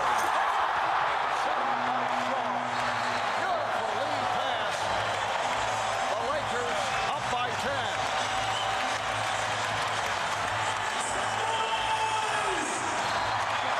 Byron Scott calling for time. 8:55 remaining in the fourth. New Jersey gets so close, and then these dagger-type plays, these emotional plays that change everything. They say, no matter what you guys do, you can't stop this, as Kobe, high above the fray, throwing it down once again.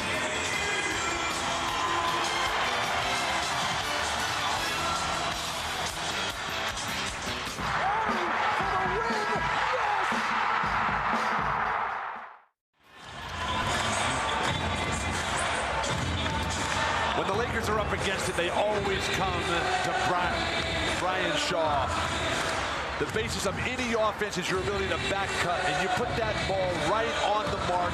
Brian Shaw delivering it off the wrong foot, but the teamwork, the unison of thought, that is what separated the Lakers from the rest of the crowd in this entire league. And Bill, Brian Shaw so significant in setting the tone back in Game 6 against Sacramento. Jason Kidd once again.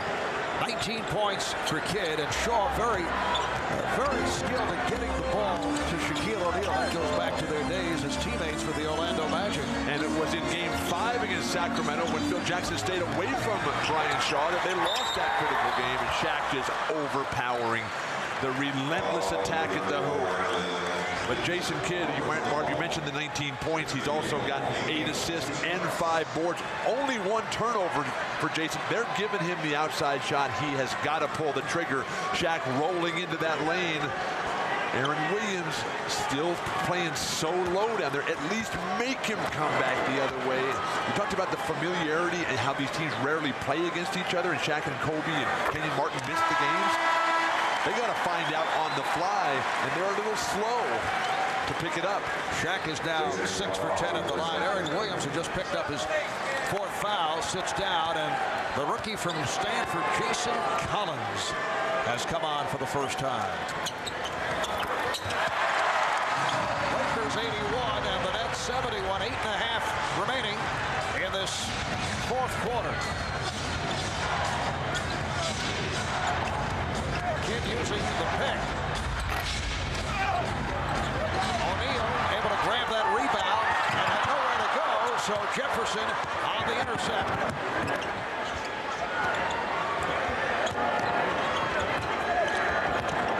Jefferson stopped by Shaw and then draws the foul. What Jefferson did that time, he didn't have a play and they were backed off him. He's not looking to take his outside shot, and that's okay. But in that situation, drive the ball to the elbow and then turn it back with the reverse pivot. You'll either have to move it for yourself or, better off, lay it down to someone who's flashing to the ball. Foul on George. Only the first team foul committed by the Lakers. Here's Jefferson. O'Neal getting possession on Collins. 10-point Laker lead. They led by as many as 23 in the first half. The Nets able to get back into it. Although at one point it looked like it would be a rout. O'Neal not able to hit. And back comes Harris. Lakers get back though. Hard to see how that's not an offensive foul. Elbow of Shaq right into Collins' head, who seemed to play him very well, much better than Aaron Williams played. Welcome to the NBA Finals. Bam. If you're standing there as a defensive player and the offensive guy runs you over, that has got to be a foul. Foul on Shaw. Now Horry is back. Coming on for George. 7.5 remaining in the 4th quarter. 10-point Laker lead. Here's Collins, rejected and fouled by O'Neal. That is only his first foul.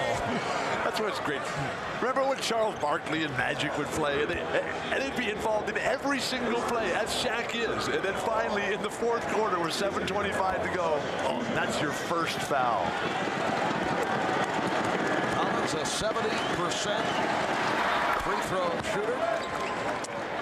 Jason, the first-round draft pick of the Houston Rockets, was acquired in that deal for Eddie Griffin. Very good trade for New Jersey. Now, Griffin is a good player. Made the second-team all-rookie team this year for Houston.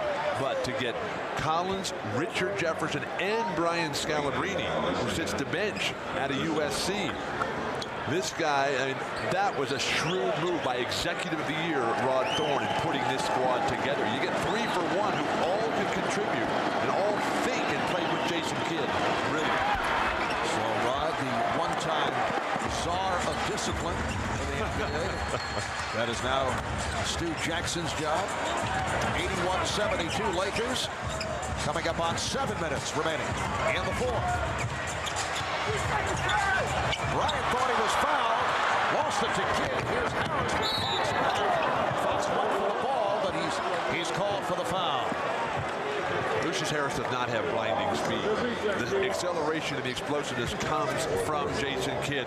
Jason Kidd, an outstanding defender. Strips the ball down low. You got to leave with your elbow in that situation. Rick Fox, just back off. Just back off and just stand up over the top. You got size, strength, and athleticism over Lucius Harris, who's not a strong finisher. Jason Kidd's 3rd steal, leading to that opportunity with the free throws. Like Sacramento, you got to play flawless in the things that are easy. like making free throws. Sacramento 16 for 30 in that final game. Ouch. Nets now 9 for 20 from the line. 8-point Laker lead. Shaw being pressed by Harris. Sean Bryant in the backcourt now with Horry, O'Neal, and Fox up front. Here's Fox, stopped by Van Horn. Good defensive sequence here by the Nets. Horry somehow able to get that shot off, and back come the Nets. Harris for three. Make a shot. Kept alive by the Nets. Jason Kidd is everywhere. He was the defender on that play, and now he's running the show on this end. Kenyon Martin trying to take advantage of the mismatch, and he does. The foul on Shaw. So the Lakers are in the penalty, and Shaw and Martin have some words, and a double technical being called.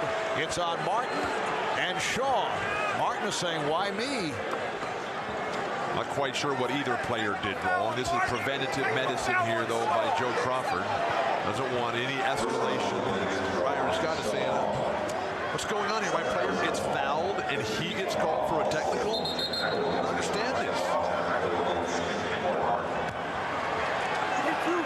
So Kenyon Martin will go to the line, the result of the foul that was called on Shaw. And now both teams are in the penalty. And the way they're calling those double technicals, almost an automatic call by the referees. As a reserve player for one team, you just want to come in and mix it up with the other guy and get an automatic technical early on. And if he gets another one and loses his composure, then he's out of here. So now you're talking National Hockey League. I know nothing about hockey. It's down to a 6-point Laker lead as we approach 6 minutes remaining in the fourth quarter.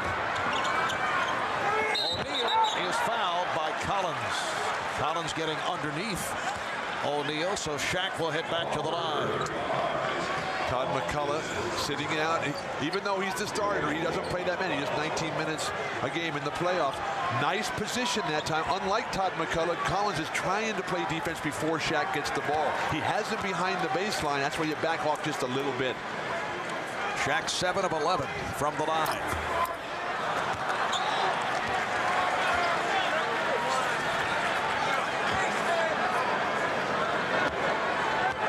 Shaq 3 of 7 at the foul line in this fourth quarter.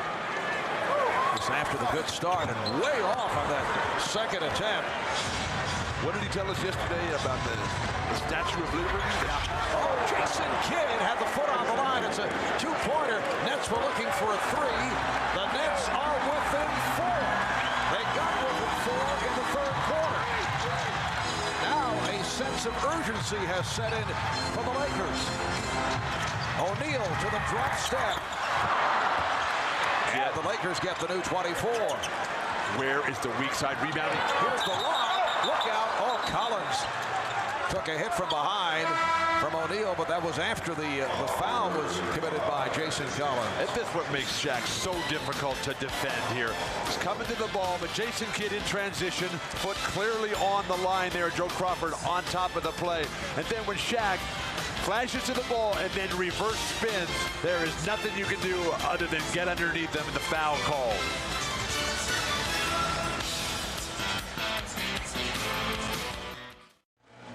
Once again, the Nets showing their resolve. Down by as many as 23. They have turned it around, and they are within 4 points. We've talked so many times about how great this Laker team is, but New Jersey, like Sacramento, has had a ton of opportunities to get it done, and they have just continued to throw up bricks, missing time and time again, not being able to get the rebounds to give them more opportunities, more control. And if they could make a couple of free throws, they'd be winning this game. They missed 11 free throws in the game. They trail by 4. Ouch. Well, the Lakers feared a letdown, but the letdown did not occur until late second quarter. The last 25 minutes of this game, the Nets have outscored the Lakers by 19. Remember the number that Byron Scott gave us yesterday, 55 for Shaq and Kobe? Another brick by Shaq there. said 55, and he'd live with that, Byron Scott. Shaq and Kobe have 47. You mentioned earlier that they might get that 55 in the first half. They have really slowed down. Lakers 82, Nets 77. But the Nets have done a great job coming back into this ball game after some rough edges in the first half. Jason Kidd, a nice play by Collins, able to tip it to Van Horn, and the Laker lead is down to 5:20 remaining in the fourth quarter. The Lakers have made this into an adventure. This is the closest this game has been since in the early moments. The Lakers had a 6-4 lead. O'Neal putting it over Collins, and last touched by the Nets. Jason Collins playing some ball out there. Byron Scott didn't use him in the first 3 quarters. And now he's out here, he's tipping balls to teammates on the offensive end. He's standing in front of Shaq. He's willing to fight. Are there any other Nets who are willing to do the same? Shaquille O'Neal getting the roll. Shaq has 28, Lakers 84, the Nets 79. If the Nets are going to pull this off, they need one guy playing great on offense, and they need one guy who can really take over on defense, particularly rebounding. Remember last year here in LA in game 1 of the finals, Philadelphia came away with the victory. And Jack Neese says, stay right here. Foul called. It is on the Lakers. Both teams in the penalty. Fox has picked up number 5. The double clutch by Kenyon Martin takes him out of the play. Phil Jackson, you see the concern, the uncertainty, the seeds of doubt. Lakers do a good job here. Shaq just flying by as well as Ori, forcing him to double clutch. Martin, he's got to put his body on the line out there. Just get in the air, put some fouls on these guys. Kenyon Martin, a 68% free throw shooter during the regular season. Now 5 for 8 on the evening. So the Lakers now lead by 4. It is back to a 3-point Los Angeles lead. Just under 5 remaining in the fourth. Kidd again putting the pressure on, but Kobe able to protect that dribble. Here's Bryant. Fox trying to set a pick, and a foul is called on Van Horn. Byron Scott can't believe that. 5 fouls now on Van Horn. Van Horn appeared to just be standing there already positioned. Fox just ran right into him. Don't understand why the defensive player has to move out of the way, a position he's already established.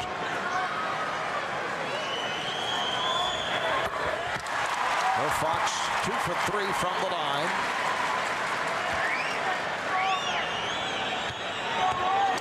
He must have had a better view than I did. Yes. Interesting that Byron Scott is going with Lucius Harris instead of Kerry Kittles down the stretch here. Kerry Kittles 3 for 7. Got off to the good start. And then fading, so he is sitting down. Van Horn. Rebound O'Neal. They need a big play from Van Horn. He had it in the decisive game against Boston, the big 3-pointer from deep in the corner. That's what they need right now to give everybody the life and the confidence. That was the biggest shot of his NBA career. O'Neal backing his way. Lakers 88, Nets 81 with 3 minutes, 53 seconds remaining in the fourth. The Nets take a 20-second timeout.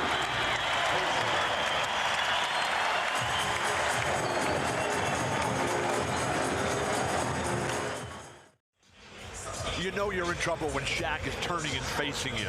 Comes right into you, initiates like all great offensive forces. Take it right at the defender, punish him. Jason Collins is listed at 260. He looks like an ant out there. Yes, the official height and weight, 7 feet, 260 pounds. Are you doubting this, Bill? I want to know what Shaq weighs. I want to see Shaq on the scale. Here's Collins. Nice touch by the rookie, and the Laker lead is 5. Shaquille O'Neal in the fourth quarter, 8 points, 7 rebounds, so has come up big. Oh, that could have been a foul on Rick Fox for the push-out. Should have been. Elbow to the face. O'Neal again getting inside, and he is purposely fouled by Collins. And hear the reaction, although Collins had no choice, that prevented the field goal. Collins has played a very professional game out here. But if they don't call the push-off by Rick Fox, Jason Collins' idea. Look at the footwork by Collins. Outstanding. You're going to give it up, but Jason Collins said, look, if you don't call an elbow to my face, how can this be a foul? O'Neal 8 for 15. Lakers by 6. Let's go to Jim Gray. Well, Shaq told us yesterday he makes them when it counts. He doesn't believe in percentages. He said a lot of guys shoot a great percentage throughout the course of the entire game, and then they miss in the fourth quarter. And he just made 1 of 2 right there. But he says, I make them when they count. The percentages don't matter. So we'll see down the stretch, as it appears to be somewhat of the strategy tonight, Mark. Well, Shaq has had his ups and downs at the line of the fourth quarter here tonight. He certainly did it down the stretch against Sacramento. Jason Kidd. So Kidd now has 23, and the Laker lead is down to 4. And Byron Scott and Jason Collins has found somebody who can handle the ball at the high post, bringing Shaq away from the basket. Just under 3 remaining in this fourth quarter. O'Neal, yes. 33 points, along with 14 rebounds for Shaquille O'Neal. The Lakers 91, the Nets 85. 2:35 to go in the fourth. Nice reverse by Kidd. Collins getting to the rebound. He is fouled. That will not count. He will not get the call on the continuation, but he will head to the line. Jason Kidd moving brilliantly without the ball, able to catch a tough pass there and then knock it down. Defense not able to contain him because they're worried about the ball at the high post in Jason Collins' hands. And then Shaq just rolls right into the lane. All New Jersey can do is get it back on the offensive end. They got to keep scoring here and make some free throws. Jason Kidd is 1 rebound and 1 assist away from yet another triple-double. The last triple-double in the NBA Finals, a fellow who was in the building, Bill. Back in 1993, Charles Barkley did it game 4 for the Phoenix Suns against the Chicago Bulls. And, of course, Jason had 3 triple-doubles in the series against the Boston Celtics.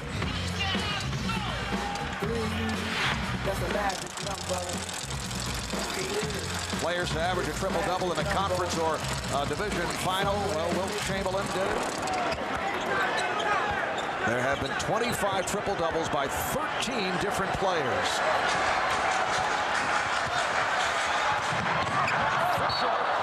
Lost control.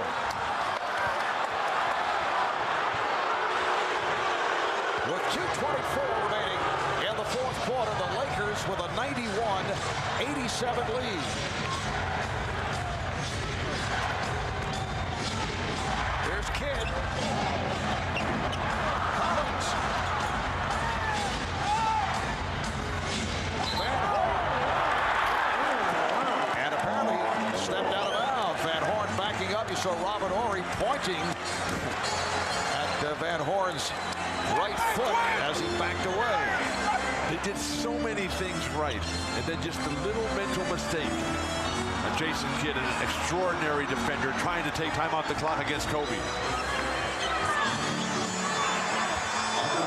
Just under 2 remaining in this fourth quarter. At one point of the first half, the Nets were down by 23. Collins reaching in, making contact, and picks up number 4.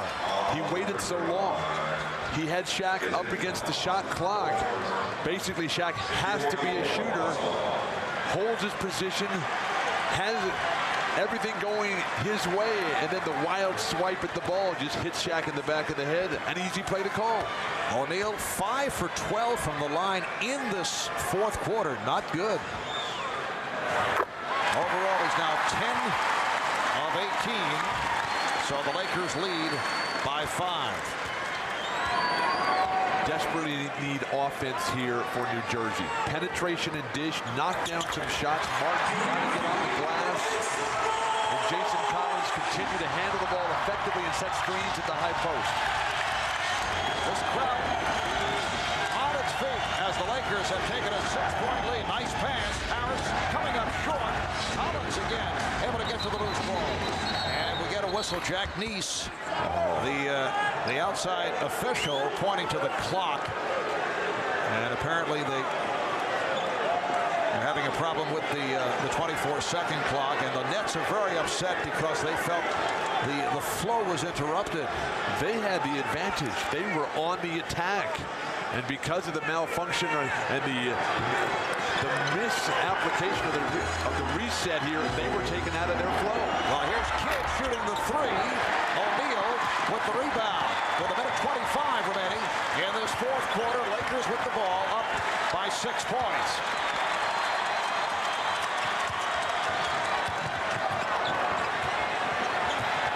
Bryant, nice pass. Fox lays it in. So the Lakers lead 95-87. And Byron Scott takes a timeout. What makes it so difficult to try to beat the Lakers? You got a guy like Kobe Bryant who's isolated. Now, Van Horn comes to double team Jason Kidd right there, but that leaves Rick Fox wide open, and now New Jersey really up against it.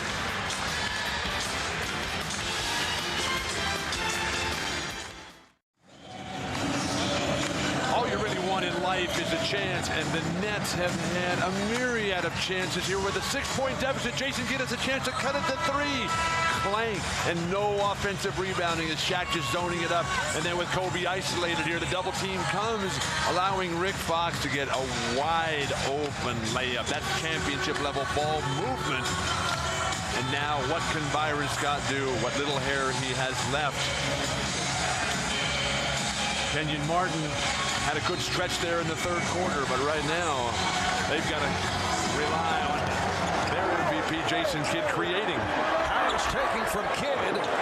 So the Lakers now lead 95-89, a minute remaining in this fourth quarter, and Joe Crawford once again over at the scorer's table to hold up play. They had a problem with the 24-second clock. Now both teams in the penalty. They have been in for a good portion of this fourth quarter. Nets have 1 timeout remaining. Lakers have 2 and a 20. Incidentally, Kidd picked up an assist in setting it up for Harris just a moment ago. That's 10 assists, so he's 1 rebound away from a triple-double. Now Van Horn with the pressure on Fox. Down to 50 seconds remaining in the fourth, and the foul is given by Collins. That was a hack-a-shot play. Yeah. That was intentional, and the strategy by Byron Scott, the gamble that Shaq will miss some, stops the clock.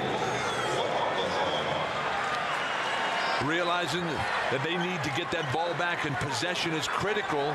Just trailed by 6. They desperately need the big guy to clank one here. O'Neal 12 for 20 from the line for the game. He's 8 of 15 here in the fourth quarter, but another huge game for Shaquille O'Neal. 36 points, 15 rebounds, and 4 blocked shots. And he's come up with 14 of his 36 in the fourth quarter. 96-89, and it is now a triple-double for Jason Kidd as he picked up his 10th rebound. Martin for 3. Bryant on the rebound. Martin is on the loose ball. Here's Van Horn for 3. Harris with the catch, and Martin is able to hammer it down. The Laker lead is 5 points, 31 and 6/10 seconds remaining in this fourth quarter. You see the pressure by the Nets, but the Lakers able to get it to the front court, and Fisher is fouled to stop the clock. Lakers are being forced to throw over the top, and that's good, but when you do that, you run the risk of the back line defensive guys, Van Horn, Jason Collins, being able to come up. They have to anticipate. Byron Scott has got a lot to build on from this game. Now, there's still the chance of a miracle finish here for the Nets, but the Lakers are going to have to miss an awful lot of free throws. And Derek Fisher, one of the best free throw shooters in the league. He's now 3 for 3 from the line tonight. Lakers by 6, down to 28 seconds remaining. What makes it so tough against LA, too, is that their ability to spread the floor and move that ball and make the other team chase you. Timeout called by New Jersey. That is their final timeout. And this crowd beginning to file out. Lakers with a 98-91 lead. Game 2 coming up here at Staples on Friday night, and then the scene will shift to the Continental Airlines Arena in New Jersey. Games 3 and 4. It's the 2-3-2 format. There is a game 5. It'll take place in New Jersey, and then if there are games 6 and 7, it's back here in Los Angeles. For the Nets, their first trip to the finals since they joined the NBA in 1976, and Shaquille O'Neal continues on his excellent pace, picking it up in games 6 and 7 against Sacramento, and has done it once again here tonight. Just no stopping the big man. He came to play. He had 16 points right at the top, set the tone, got New Jersey back underneath the basket, back on their heels. Yes, they made a nice comeback here, and Jason Kidd has very respectable numbers here. But do they believe that they can take the tempo and the flow away from Los Angeles and actually get a victory rather than a close margin of defeat? Triple-double for Jason Kidd. That has been accomplished 25 times, now 26 by 14 different players. Magic Johnson leading the way with 8 triple-doubles in the history of the NBA Finals. Lakers up by 7. Nets do not have any timeouts left. So they're looking for the quick shot. And here it is from Martin from downtown. It's 98-94, 25 seconds remaining. Once again, the Nets look to foul, and Van Horn picks it up. So Keith Van Horn is fouled out, and the Lakers head back to the line with 22.3 to go in this fourth quarter. The guy who inbounds the ball, they can release it anytime they want to Shaq's man. Jason Collins has played an outstanding floor game here. Finally a three-pointer that goes down, but with Van Horn fouling out, Byron Scott chooses to come with Richard Jefferson as opposed to the disappeared one, Kerry Kittles. Van Horn 12 points in his 35 minutes. Fox at 82%. Free throw shooter now 4 for 5. Solid game for Rick Fox, 14 points, 8 rebounds. The Lakers up by 5. Jefferson on the rebound. And Kidd looks to race it up. Looking for the 3. Now Martin, who hit one just a moment ago. Rebound O'Neal. And here is Horry checking the clock. And instead of scoring, he looks to run it out.